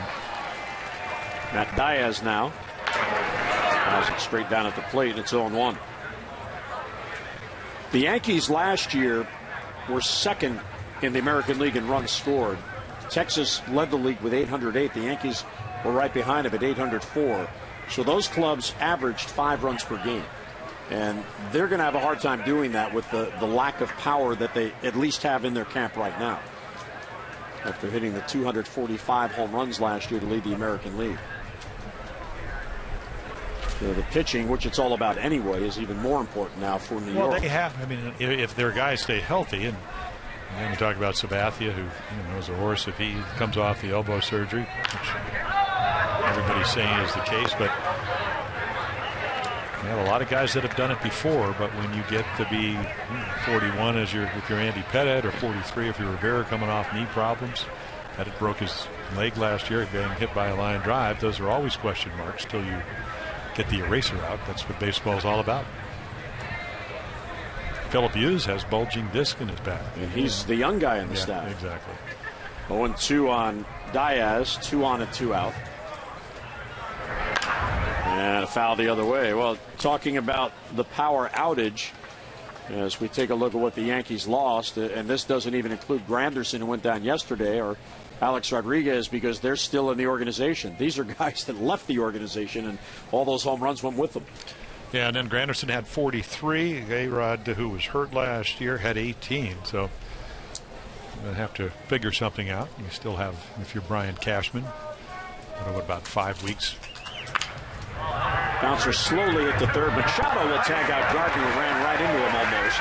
And the inning is over. A couple of hits, a 2-man left, mid-fifth. Hey, let's go to the beach. 4-0 O's.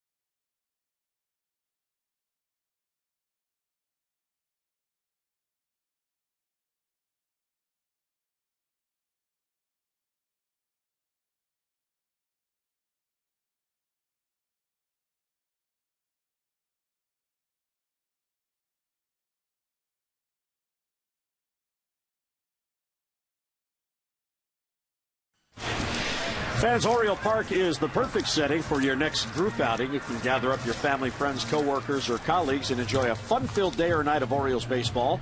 And with discounted ticket prices for groups as small as 12 fans, party facilities fitting up to 1,000, Oriole Park at Camden Yards makes your group outing an experience that you'll never forget. For all the details, 888-848-BIRD or just get online, Orioles.com/groups. And here is Shane Green coming on, another minor league pitcher brought along today. He's the 4th pitcher in the game. His numbers in the minor leagues last year, Jimmy's 24, 15th round pick back in 2009. Yeah, you look at the numbers, you see, usually when you see almost a strikeout an inning, you know you got a power arm. And then you see the 63 walks, so more than 2, or at least once every 2 innings you're walking somebody. Kind of reminds me of my first year in the minor leagues, where you probably have a little problem controlling your stuff. An opportunity here to face Nick Markakis. But it's always exciting when you get the chance to pitch against big leaguers. And you certainly got to know who they are. Well, Nick Markakis greets him on the first pitch and a base hit to center field. So Nick is 2 out of 3, and Slade Heathcott fields that ball in center field. He is in the game now for Brett Gardner, and Jose Pirela is now in the game for Jason Nix at second base. So a couple of minor leaguers getting a chance here today. And Heathcott out there in center field is one of the Yankees' better prospects. Here's Adam Jones, who's had an RBI double in 2 trips.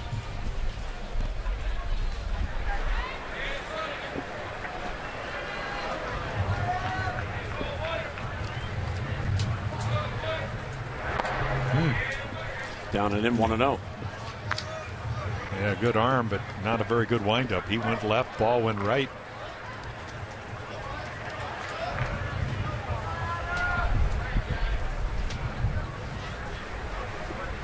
Orioles have had base runners in each of their 5 at-bats. And that pitch right there at the knees. Check swing and a called strike.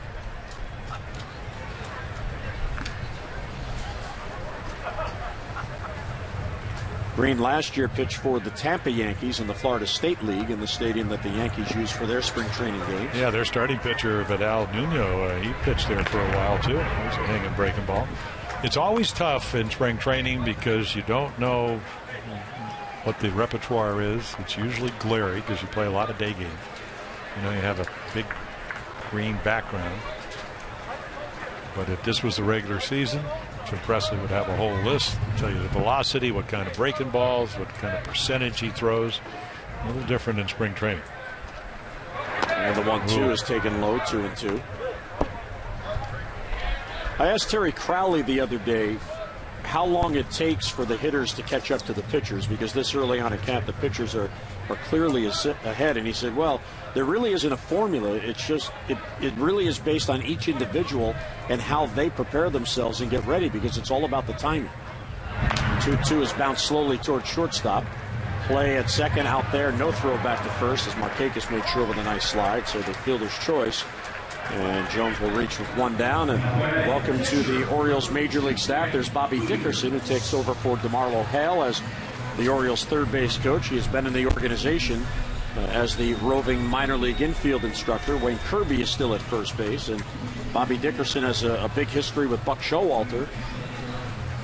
And there's Xavier Avery now pinch running for Adam Jones. Yeah, 20 years in the minor leagues as either a coach or a manager for Bobby Dickerson. And DeMarlo Hale, of course, he goes to the Blue Jays as the bench coach. So it's an upgrade for him. We actually saw DeMarlo yesterday. He managed against the Orioles because the Blue Jays had a split squad game, and their manager, John Gibbons, went with the team that traveled to Tampa to play the Yankees. And here's Matt Wieters with Xavier Avery on at first with his good speed. Draws a throw and he's back.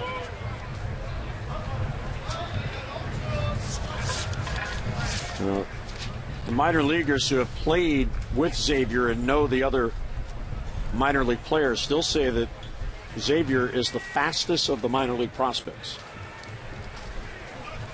Glenn Davis has some pretty good speed. There's the 0-1. And Glenn is at the complex, the minor league complex over at Twin Lakes. Well, Xavier is another of the Orioles.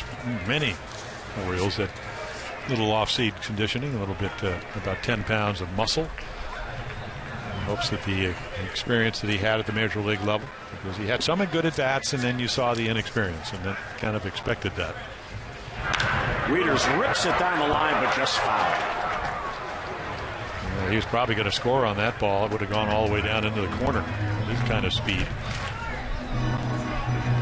Xavier told me yesterday that this offseason was so beneficial, and you mentioned the bulk that he was able to gain, because for the first time since he's been in the Orioles organization, he didn't have to go play baseball after the season. When the season ended, there was no Arizona Fall League. He missed the Instructional League because he was a just-in-case for the Orioles in the playoffs. And then when the season ended, he was able to go home, rest for a little bit, but then get right at it. Beneficial because he put on some bulk. Just inside 2-2. Yeah, I was talking to Al Bumbry, and of course Al came to the big leagues in 1973, and it was Rookie of the Year. And I had a lot of people compare you to Xavier Avery, and Al said, well, people forget that before I went to Vietnam and was platoon leader, I had about 40 people under me, soldiers under me. He said I had 198 at Stockton. There's a double play ball hit to short. Velasquez will step on the bag, fire to first. Wieters is out, and that ends the inning. Leadoff single, and none left. We play 5 as Xavier Avery and the O's battle the Yankees. 4-0 O's.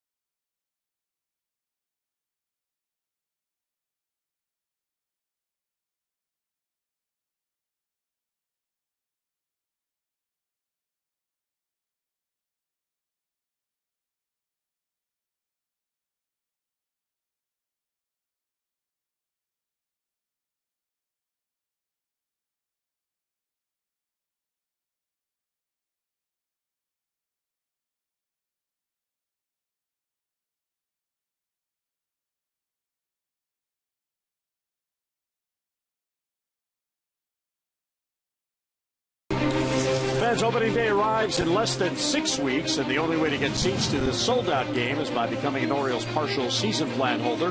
You'll enjoy dramatic savings on the cost of single-game tickets, and even have the chance to buy seats to the toughest ticket in town, Orioles opening day. Plus, you'll enjoy the full range of exclusive orange carpet benefits. So for all the details, 888-848-BIRD, or get online at Orioles.com.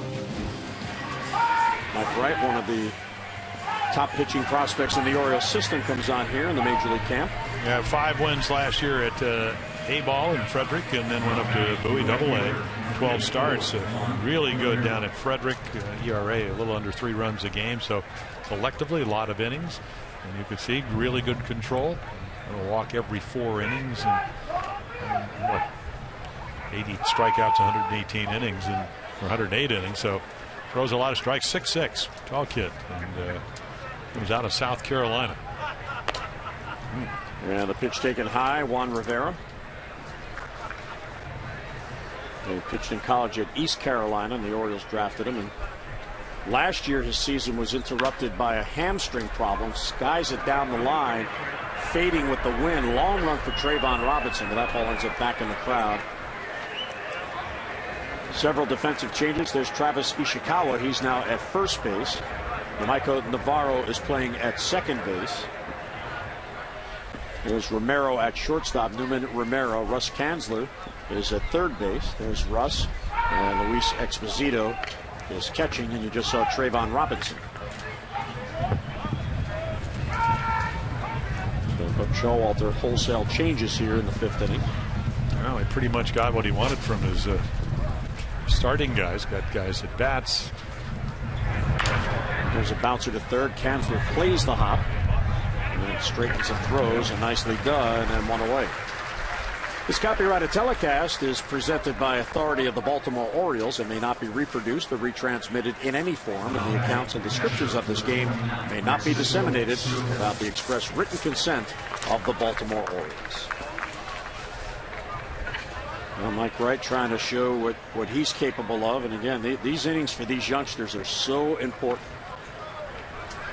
Well, they are, and I think if you're Rick Adair, Oriole pitching coach, and if you're Buck Showalter, the skipper, what you like, only one walk. They've thrown a lot of strikes. The guys have made the plays behind them when they needed to get clutch outs. They've been able to do it, and the Oriole hitters have been able to get the clutch hit up to this point. Pitch taken low by Francisco Cervelli, the catcher.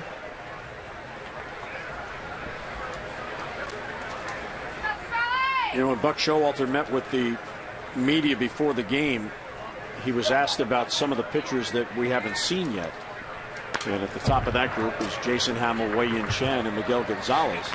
And he said, well, they're going to pitch. You know, they're backfields here. They have B games coming up, and they're going to pitch. And he said, don't think Miguel hasn't made a contribution all ever. When they opened the minor league camp the other day, they used Miguel as an example of what might happen if you work hard and you get noticed in that minor league camp. Let's not forget, Miguel last year was not in the major league camp at all, didn't even sign till March the 4th, and he spent the entire spring in the Double-A field. And then when the season began, he didn't have a team. And then before you know it, he becomes one of the starters on a team that went to the playoffs. So Buck Showalter wants every player in this organization to know it's about opportunity. If you help us win, we're going to notice, we're going to give you a chance. Yeah, Wei-Yin Chen goes, flu-like symptoms yesterday, so he's a little bit under the weather. I said, Miguel, are you going to pitch this spring? He said, I'll get my one of the first. Last year he's pitching in the Mexican League, and that's where the Orioles kind of discovered him. So, again, Brady Anderson disciple, working out. Feels good. There's a strike. Perfect pitch. Yeah, if you're Francisco Cervelli, you go, wait a minute. This is not fair. I get about 6 pitches to hit, or 5 of them until here, and then he just paints down and away. And nicely received for the strikeout. Check swing. Thought about trying to swing, just too good a pitch. The two-downers, Melky Mesa lifts it to right field. Robinson in on it, it hangs, and he has it for the out. Mike Wright with a real solid 3-up, 3-down inning. Mid-6th in Sarasota, the Orioles with a 4-0 lead over the Yankees.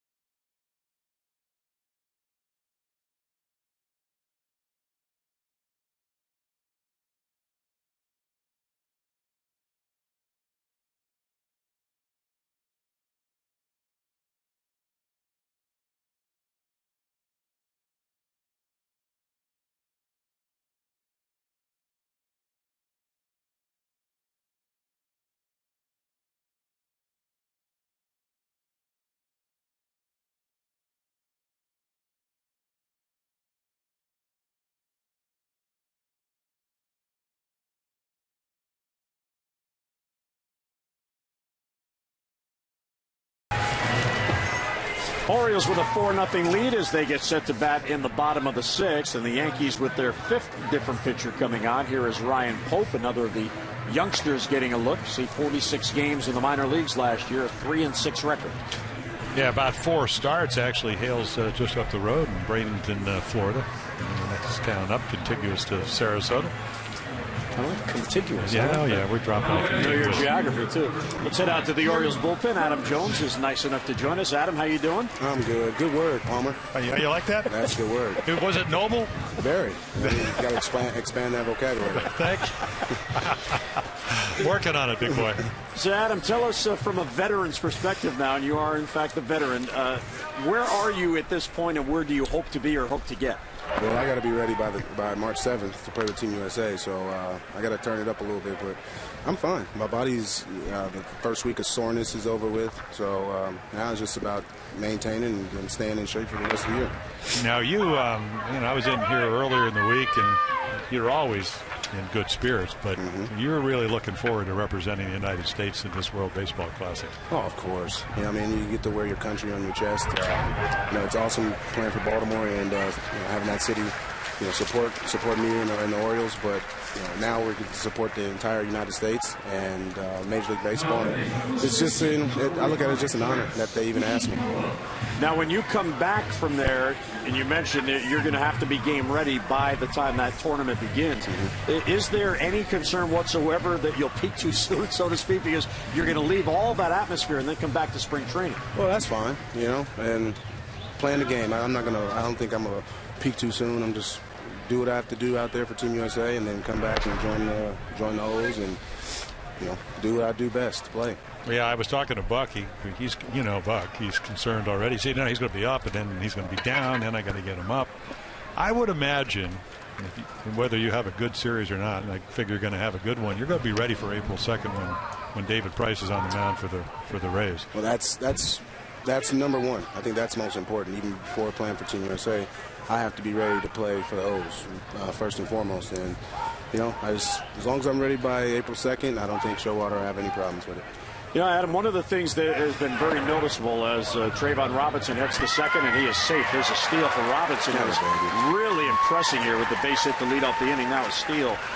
You are, in fact, a team leader now. And I noticed several of your teammates walking around with T-shirts that I assume you had made up with your Twitter name on there and the phrase "Stay hungry." Tell us about that.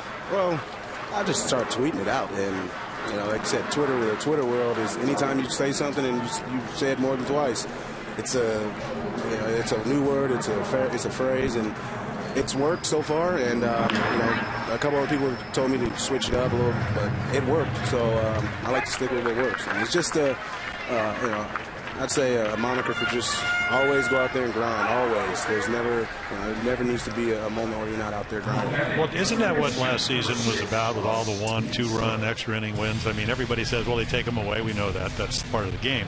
Everybody goes, oh, you can't ever do that again. But to win close games, to win extra inning games, doesn't that mean you got to really dig deep to win those type of games? Oh yeah, we were hungry, Palmer. Yeah. Well, I mean, this is a whole different club here, Adam, as you know. Oh yeah, one-run games are important, and our bullpen and our defense were the reason why we were able to win a lot of one-run games. And also, I mean, it started with our starters, going into the 6th and 7th innings a lot, and I think that helped us out. Our guys were throwing strike after strike, not putting guys on for free, and you see what happened with it. Buck has mentioned so many times how angry you guys were as a group losing that Game 5 in New York. What does that mean, and how does that motivate you now moving forward to this season? Well, I mean, the whole last year was awesome. I think no one was happy about losing to the Yankees. It was a good series. We both took a lot out of each other, and it was an awesome experience. But obviously, we would have loved to come out on top. But it was a learning experience for everybody in the Orioles organization, because we haven't been there in a while. So we learned a lot, and now we just got to try and get back there and take a deep breath once we get there. We asked Buck this when we visited with him earlier in this telecast, and I'll ask you. There is that phrase in baseball that you need to learn to win as a team. Do you believe that happened? That happened last year. If you see, we played as a team last year, and it was, countless guys with big hits. You had, Steve Tullison had big hits for us. Lou Ford had big hits. When McLeod came over, he had big hits. Teagarden he probably, out of the 12 hits he had last year, I guarantee you 8 of them were big situations and drove in a big run late. And everybody from top to bottom did something, and that's how you win as a team. Can I ask you one question? When you're healthy, you put up great numbers. I mean, home runs were up last year. Runs, batting average was up. Do you have goals, or do you look at yourself? Okay, what can Adam Jones do to be a little bit better here in 2013? Play the game more. There's obviously you always want to work on this or that. I think that if I just play my game and play with the team, and the team has success, I think I'll be right in the middle of it with my numbers. And I've grown now to where I don't even care about my own personal numbers. I just want that W and shake Showalter's hand at the end of the game. The other part of this equation here, and the way this team has come out, as you say, you learned together and you grew together, is there's a resiliency on this team that is fabulous. Nothing carries over to the next day. Where does that come from? Nothing. It comes from the top. Showalter's a big man on that. The sun's going to come back up. It's baseball. You do play 162. In football, you have a whole week to just bash yourself because you had a bad Sunday. But in baseball, you don't have time to really dwell on it. Go home, go back to the hotel, dwell on it. But as soon as you go to sleep, forget about it and come back to the park the next day ready to do something. Yeah, in football, you ruminated about it. Yeah. You knew that, though. Good word right there. You like that? Okay, I like that. Adam, you got to top him now. Come on. My vocabulary is not expensive. We talked about that. What's that other vocabulary you sometimes go into that had a, you had those terms. I had to go on Google. I couldn't understand what you were talking about. My urban dictionary. Yeah, exactly. There we go. So, Adam, you're going to leave the Orioles Sunday to go to the Team USA camp in Arizona. When will the games begin? How quickly after you get there do you go play? Well, I think it's the 7th. 7th is there's one exhibition game, and I believe it's the 7th. Then we're on 8th, 9th, 10th, and 11th. All right, well, we appreciate the visit. Thanks so much. Best of luck out there, and best of luck for a good season coming up. Much appreciated. That's Adam Jones, one of the Orioles leaders, and just a great guy. Boy, he has not only developed into a star on the field, he's a leader, and he understands that, and he's moving to Baltimore full-time, which I think is wonderful. Well, how lucky were we just to have him? That's love it. But how about how the Orioles score this run? Ishikawa gets the guy over. You get the infield in. You had another run. There's Oriole baseball right now. Again, it's only spring training, but again, you're trying to 4-0, make it 5-0, or maybe a little bit more. So that works. Second at bat for Nate McLouth, ringing double up the gap. His first time up. Takes ball one, and in this inning, Trayvon Robinson, who's trying to make the team, singled and stole a base to get in the scoring position. And Russ Kanzler, who's trying to make the team, drove him in. So it's all about your opportunities, and both of those players are in the mix. Robinson can play all three outfield positions, and he's a switch hitter. And Kanzler, who has some major league experience and had an interesting offseason, being waived and picked up 4 different times by different teams, including the Indians twice. They had him, let him go, brought him back. Well, but that's all about Ron Johnson, who manages the AAA ball club. He saw him, and he said in that organization, when he was managing in the minor leagues, as he did last year, he said Russ Kanzler had some quality bats on almost all occasions, so he knows how to hit. Wynn gets a hold of that. That's back in the crowd. This early on in the spring, the veterans are brought along at their pace because the managers have April 2nd on mind, not March 2nd. We're not even in March yet. March isn't until later on in the week. But for those players like Kanzler, like Robinson, these are critical at-bats because they're trying to show what they can do. The organization brought them in to add quality depth, not just extra players, but quality depth. And there is the legitimate competition for these jobs. Cloud swings through it 2-2.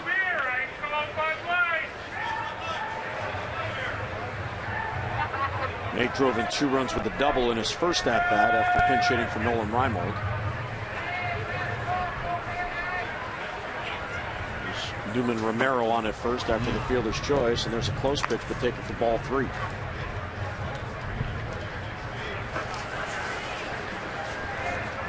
Romero, one of the extra infielders in this camp. And the 3-2 is popped up. Left field. And Mace is there. He has it for the out. The inning ends. But the Orioles get another run on the base hit, driving in Robinson by Kanzler. We'll head to the 7th. 5-0 Orioles.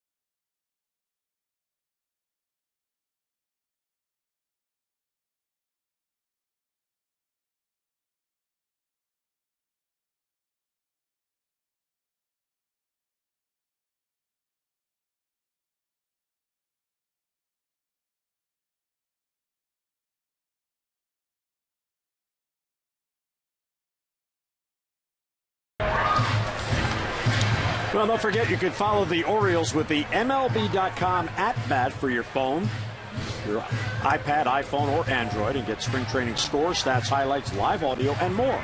All you have to do is text @bat to 31826 or visit Orioles.com for all the details. Mike Wright was so efficient in his 3-up, 3-down inning. He's in there for a second inning. Yeah, his punishment is he has to pitch a second inning. That's what pitch efficiency will do. Youngsters in spring training games.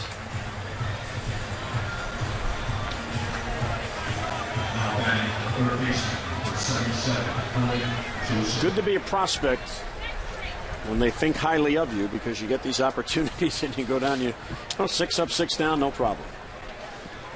Well, he probably is on a pitch count, and I see somebody throwing in the Oriole bullpen. Well, so what happens is you get a certain amount of pitches. You hope that you will be efficient. You'll get some outs. Well, there's one. Ball sharply Ishikawa. Yeah. Fielded there by Ishikawa.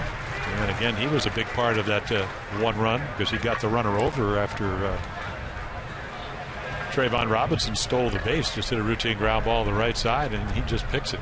Really good defender last year with Milwaukee. We saw him when he was interleague play go out to San Francisco, where Travis Ishikawa is one of the best pinch hitters in the National League. I don't think Dan Duquette doesn't look at those numbers.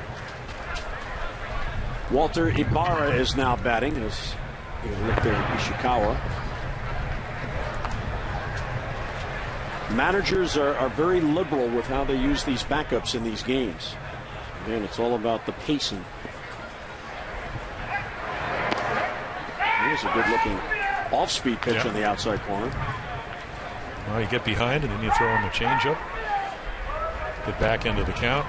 And if you get deeper in the count, it's going to be in the back of the hitter's mind.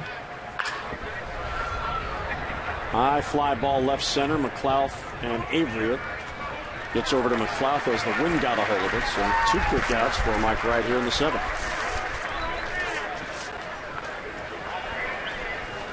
Now batting, first baseman, number 89, Greg Bird now will bat, who's in at first base. Nice little batting average.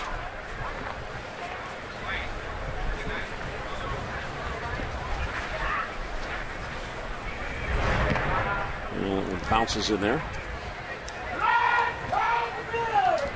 Mike Wright, just 23 years old. He was a 3rd-round pick by the O's in 2011. This is his 3rd pro season.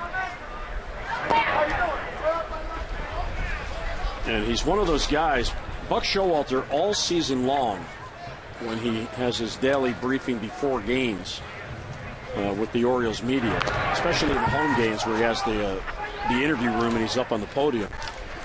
But he'll throw out a name.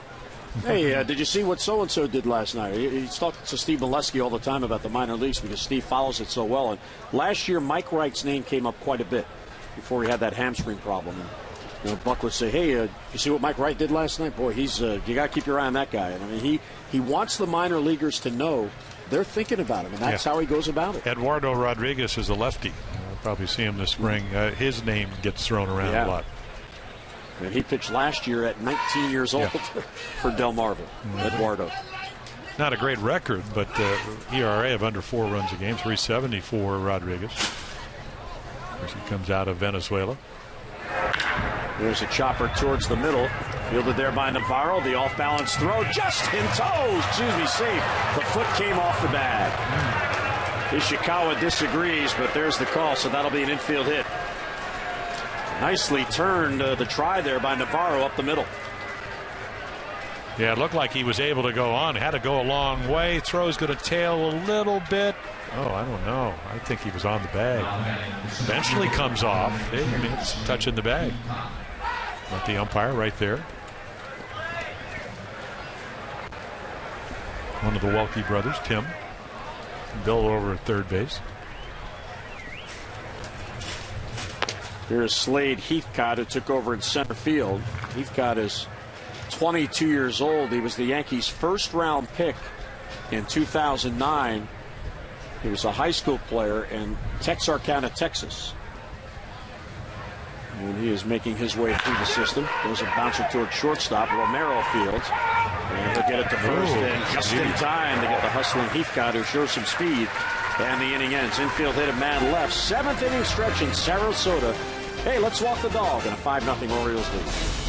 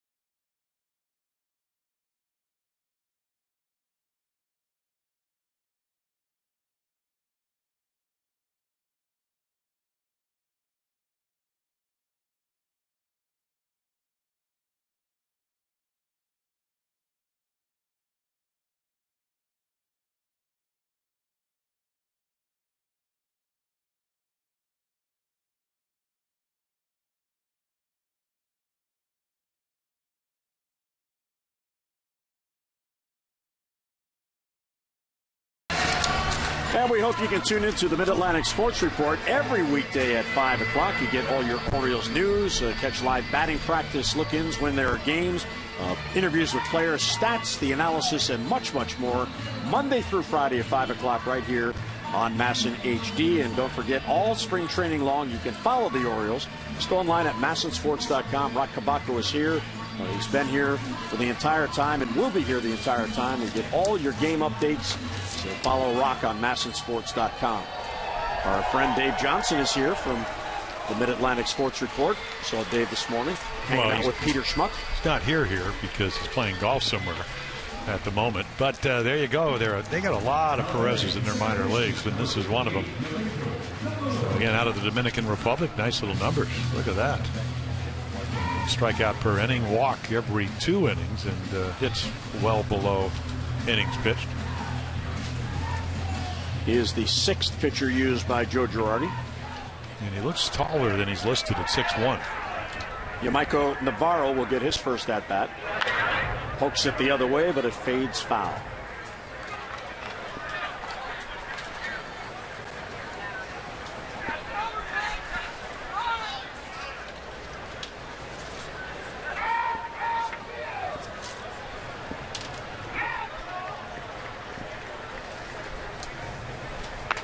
The only starter who is still in the lineup was Markakis, the DH, and that's about to change as well because Chris Dickerson has come out on deck to pinch hit for Nick. There's Chris. Another of the pickups for depth by Dan Duquette. That one bounces in.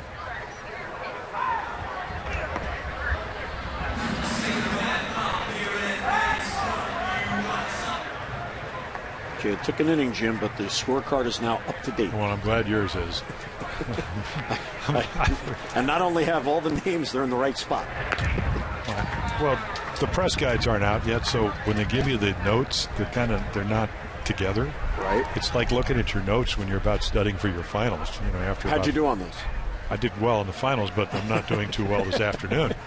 The other day, I know one of the Perez's is pitching. There you go. And of course, Navarro I know because we have our notes in a binder. Absolutely. Yeah. Well, they take care of you. Yeah, they do. So we saw Navarro when he came up with the Red Sox, free swinging right-handed hitter last year, AAA Indianapolis, and also the Pirates. And it's low ball forward. He works a walk. Nice little take right there. Knee-high pitch just under the strike zone.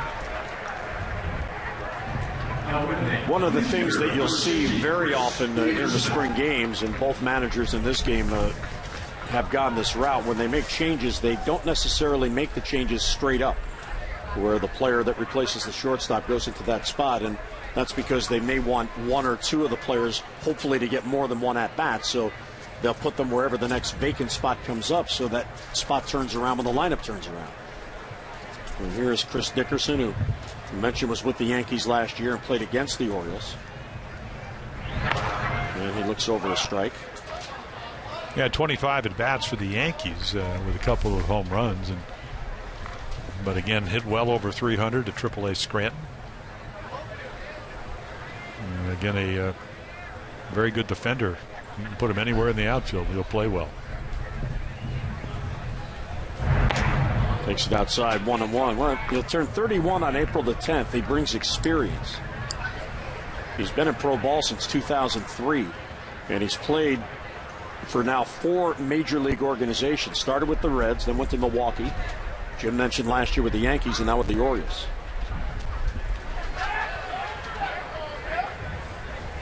Ball and a strike on him, and then he takes low ball too. You know, watching Navarro and now Chris Dickerson look over those pitches, one of the things that we're going to be looking at as this month progresses is patience at the plate by Oriole hitters. There seems to be a trend that's developing that the Oriole hitters are looking to take more pitches this year to work the count. And that ball's ripped in the right field for a base hit. Navarro thought about it, instead puts on the brakes. Yeah, usually if you're a prospect, you can throw well. That ball hit hard enough, but that is exactly, if you brought Showalter or Jim Presley, what you want Chris Dickerson to do. He gets ahead in the count. There's a pitcher's behind him, 2-1 fastball, and he's all over it. What you expect from a veteran hitter, even if it is spring training. The thing about Navarro is that if you look at his numbers in the minor leagues, and of course he did play for the Red Sox, they're always into on-base percentage. Somebody the Orioles always talk about on-base percentage. We want to improve it. It leads to runs. He's done a nice job of it, and that's how he started this inning. Xavier Avery swings through it. See, but there's a straight change up, young hitter. Couldn't be possibly looking for it. The good news for Xavier is he swung through it. And, you know, he talked to Jim Presley. You know, he was a home run hitter, strikeout guy when he played. But as a hitting instructor, get your pitch, look for your pitch till you get to 2 strikes. Doesn't mean that you may not make outs, but just have a game plan. Of course, the problem with a changeup, it looks like a fastball. It's easy to be fooled on.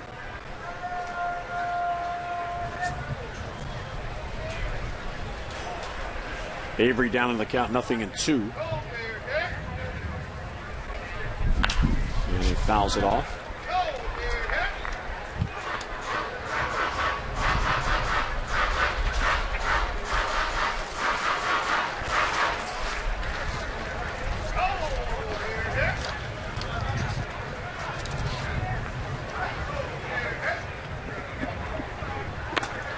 And strike 3 called. And Perez gets the strikeout of Avery. They called strike 3 and 1 down in the Orioles 7th.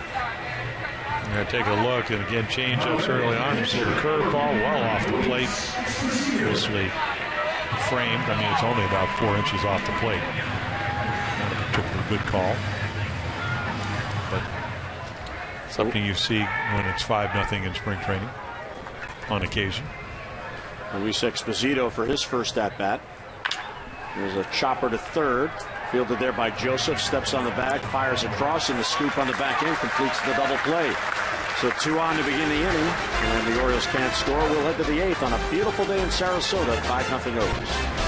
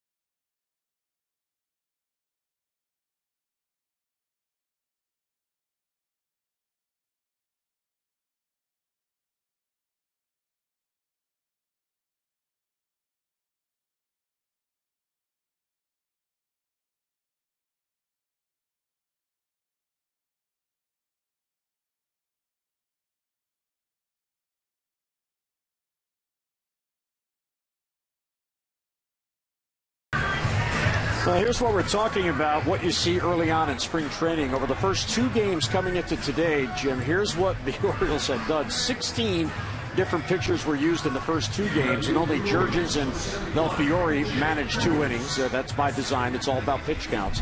30 different position players were used, 7 of those different players with an RBI, and just 1 error over the first 18 innings of play, and no errors through 7 innings today. So all the players getting a look, and just adding to that number today. But that's what these early games are all about. Well, they are. And again, when you talk about that, you talk about a guy like Zach Clark, who last year led all of the minor league pitchers in wins. He had 10 down at Double-A Bowie with a 3.19 ERA. Then he gets called up to Triple-A, and he goes 5-2 with a 1.75. So very much, even though we saw Steve Johnson come up and pitch very well, it's almost like his name is not in the mix. But Zach Clark, I was talking to Scotty McGregor, a longtime Oriole coach and former pitcher, and I said, tell me about Zach Clark. Great windup, sinks the ball, really good tight spin on his curveball, and a windup he can repeat. And then you talk to Zach and said, where, there's the curveball we talked about.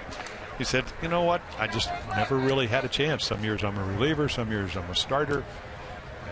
But Al Bumbry walked by. He said, well, what do you want to be this year? He said, anything they want me to be.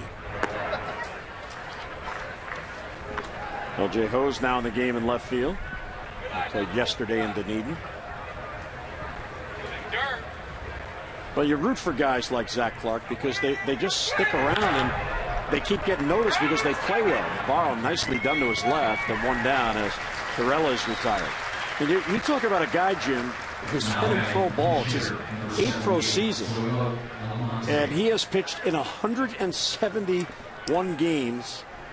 116 games started in the minors and 758 minor league innings. I mean, just amazing. And finally gets added to the 40-man roster, and here he is in the big league camp. And I asked him, I said, is it one of those reasons where, say, you were throwing next to Arrieta or even Gosman, field his position well, or Bundy, that you won't light up the radar gun? He said that's exactly the case. But Scotty McGregor, who I have a lot of trust in, will tell you he can pitch.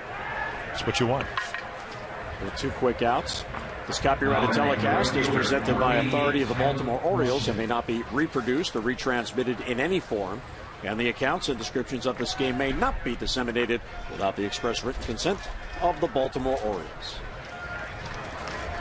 Tyler Austin is batting. This is the Juan Rivera spot. Some nice little numbers right there. A lot of home runs, high average. And Zach Clark does what all the Oriole pitchers have done all afternoon, throw a lot of strikes and only the 1 base on balls. That was all the way back in the 4th inning. Milky Mesa for the Yanks. And then just runs it in on them. So Zach Clark, who is the minor league veteran that finally on a major league roster on the 40-man, he's facing a 21-year-old, one again of the top prospects of the Yankees. And the 0-2 count allows you to pitch out of the strike zone. Let's see where he goes. There it is, little slider. In the dirt, swung on and missed. So Zach Clark comes on a very impressive 3-up, 3-down inning. As the Oriole pitching doing a good job against mostly minor league Yankees on the other side. Well, that's at the bottom of the 8th. The O's have the lead.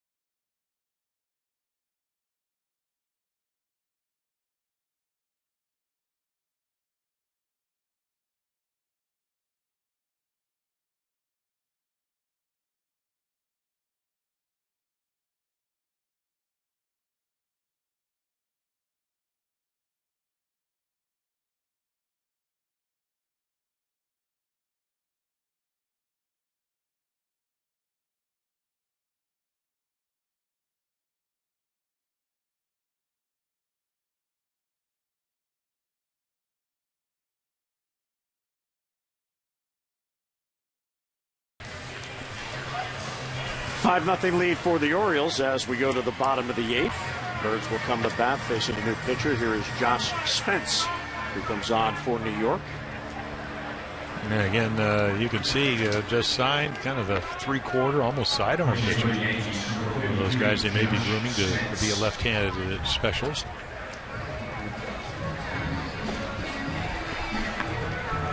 Yeah, the Yankees, again, how about Kevin Youkilis going to be the third baseman for the Yankees this year? Kind of unusual if you're used to that Red Sox-Yankee rivalry. Of course, Youkilis last year traded with Will Middlebrooks, even though he broke his hand, the third baseman of the future for the Red Sox. Youkilis spending the last, three and a half months with the White Sox. Hit a bunch of home runs. Average wasn't very good, so he'll play third, at least initially, for the Yankees. Austin Romine is doing the catching. Yeah, one of their young prospects. If he can stay healthy, he may be a guy that sees a lot of innings behind the plate for the Yanks.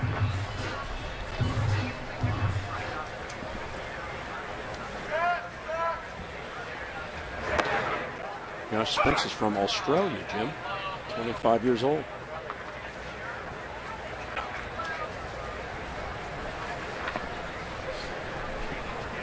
Facing Trayvon Robinson. And that's swept to shortstop where Walter Ibarra has it. And he gets the hustling Robinson. Robinson in this game, he's had 2 at-bats, 1 left side, 1 right side. That's another facet he brings to the Orioles, versatility being a switch hitter. With some power. He got all over us in a kidding way at FanFest because the Buckle Up DVD of last season was revealed. And he was at the party when it was revealed. They had it at the IMAX Theater at the Science Center, right there in Key Highway. Here's Travis Ishikawa. And it was just by coincidence, but the Orioles had some big games late in the season against Seattle, big wins, and he struck out 3 times in the video. He's like, why are you picking on me? I'm on the Orioles now. Well, you weren't then. That's why they picked the video. If you made a big out, you made it.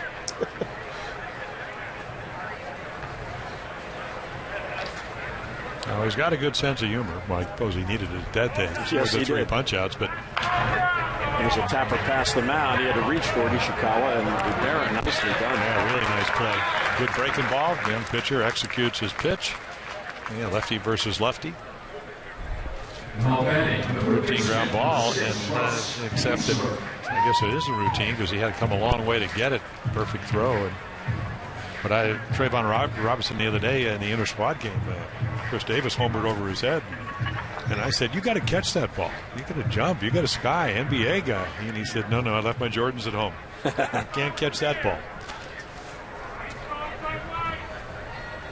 Here's Russ Kanzler. RBI after Trayvon Robinson stole the base. And again, they like his ability. Ron Johnson, who manages the Norfolk club, said he knows how to hit. Quality at bats.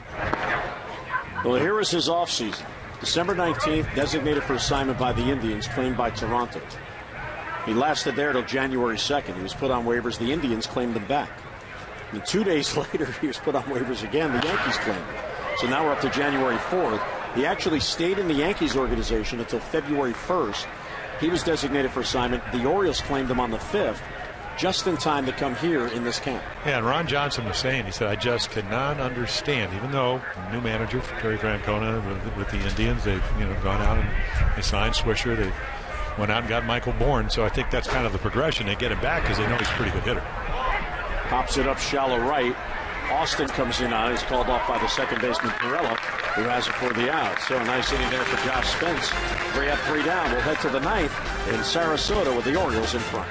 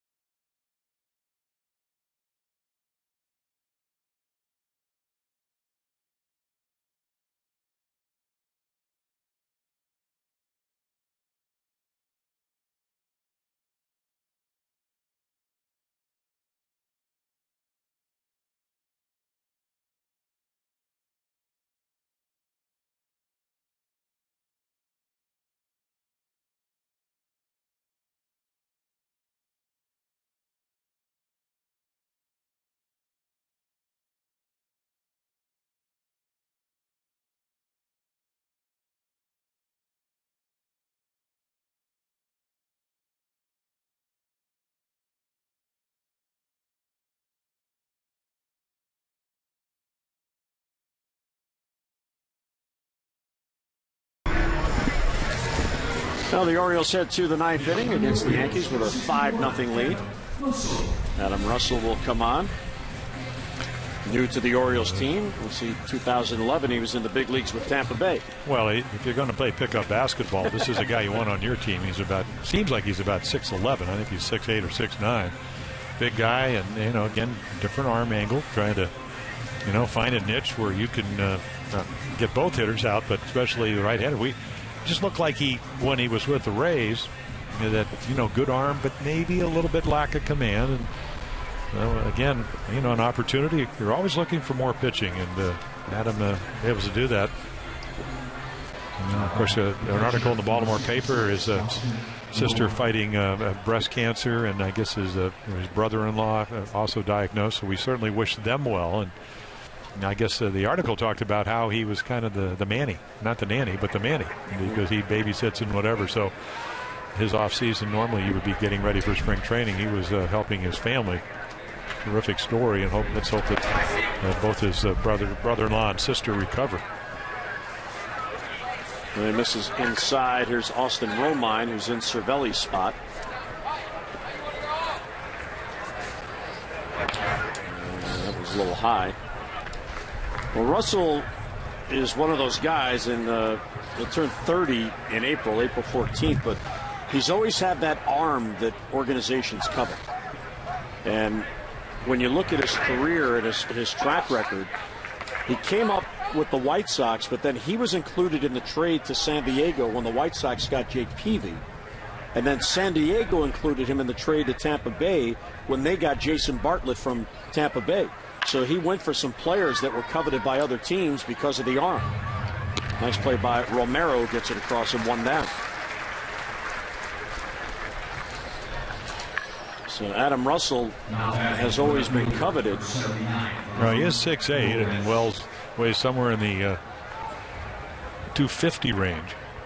And it's a fine line. You like to have the leverage that a 6'8" guy has, but again, if you watch him, you don't want to drop too much. You want to drop on the way. If you drop it at the pitching rubber, a lot of times you get under your stuff, which he did early in the count to the first batter. And there he just floats a little breaking ball in. And he's always been a guy that strikes out a lot of people, but then again walks a batter every 2 innings, which is a little bit high. Ramon Flores is the batter, fouls it off, so it's 0-2. So how do you feel? You're back on the air, you're back at it, you've got almost one game under your belt. Another win. Hopefully. Or as Cal Ripken Sr. used to tell me, don't put the bats away till you get that 27th out. Which Buck Showalter certainly would attest to that. Yeah, certainly been fun being back with you. Well, it's always great, and again, I came over for Jim Johnson, who lives in this area, does a Miracle League. They built a ballpark for kids, I guess 2 years ago. So they do a big fundraiser, try to come over and support that. People really supported well here, raised a lot of money. Jim, he's been living in a community. He's certainly done a nice part to it. So they come over, the ball club, they're coming off the first winning season in 15 years. It's an improved ball club. It's a positive ball club. You got one of the great managers in baseball, finished second to Bob Melvin. You got the Dan Aykroyd of general managers and Dan Duquette. Better looking, of course. Maybe not quite as funny, but he does a terrific job. So again, this club going in the right direction. There's Corbin Joseph, and there's a strike. I'm sure Dan's listening, so now he knows you're. Well, I already told him that. It's come a long way. Now he wears short sleeve shirts. It's work in progress, but he knows his baseball. He sure does. No, does he ever? Well, it comes from a scouting background. It's they work so well together, Dan and Buck, and as Buck told us when he joined us earlier in the game, it's beyond just them too. It's everybody in the organization. They even did an early camp this year before all the minor leaguers reported to spring training. And Gary Kendall, who's the Bowie manager, he was over there running it. He's got most of the minor league coaches over there. Einar Diaz, who will be the hitting coach at Bowie, he's here helping Jim Presley out. Many of the minor league coaches are over there at Twin Lakes, and they have been because of the early camp this year. But Showalter. Yeah, Brian Graham right there. His promotion now is a player developer. I'm talking to Buck Showalter, who's on the left there, our left. You see what happens when you just if you're that tall and you drop the elbow, drop the leg, you just get underneath. Such a fine line when you're 6'8".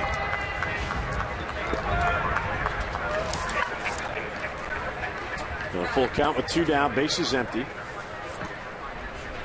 That's outside ball 4, so the Yankees prolong the inning. Yeah, the Yankees have a guy, Dylan Betances, who, again, a youngster, I think he's about 23. He's the same height as Adam Russell. He was about 97, 98, but we've seen it many times over the years. Can you command that windup? Can you repeat it? Can you make quality pitches?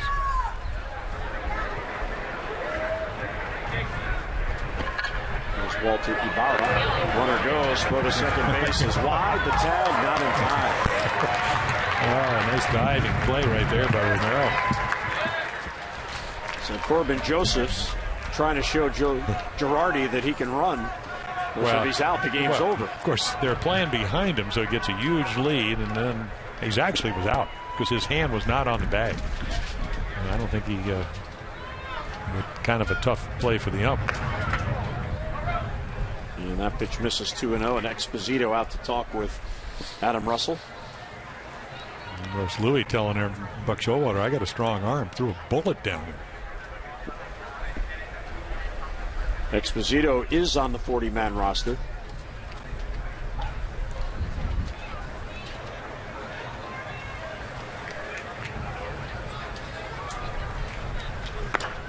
Missing high, ball 3.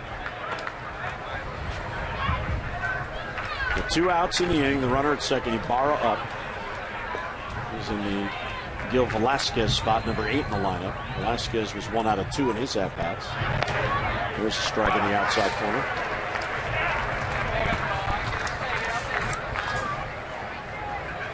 Russell is the 7th Oriole pitcher, and the Yankees have not yet scored. Yeah, the home plate umpire, Toby Basner. That's a new name. They have now. There's a base hit to left center field. LJ Hose will play it back in. And Joseph scores on the base hit by Walter Ibarra. Yeah, 3-1. He's looking for a strike. He gets it. And again, you're just looking for that elusive 27th out if you're the Orioles. You get on the board.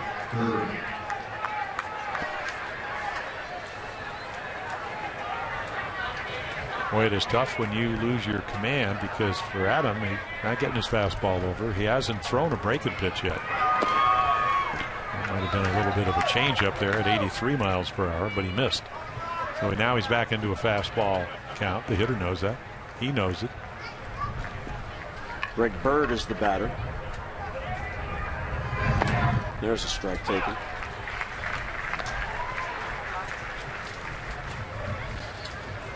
Ryan Mattis started 2 scoreless innings. Tommy Hunter a scoreless inning. Pedro Strop a scoreless inning. Mark Hendrickson a scoreless inning. Then Mike Wright came on. He pitched 2 scoreless innings, allowing only an infield hit on a play we thought Bird was out at first base, but it was called safe by Bill Welke. Zach Clark pitched a 3-up, 3-down 8th, and now it's Adam Russell. All 3 well off the plate.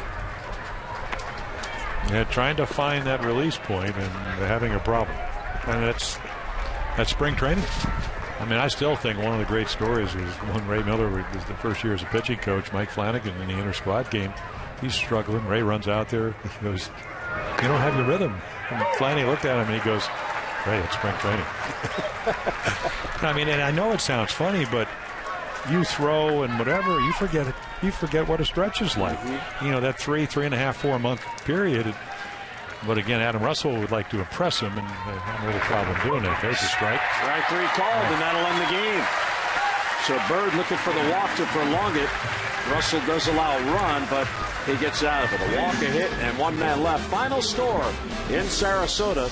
Orioles over the Yankees are final 5-1.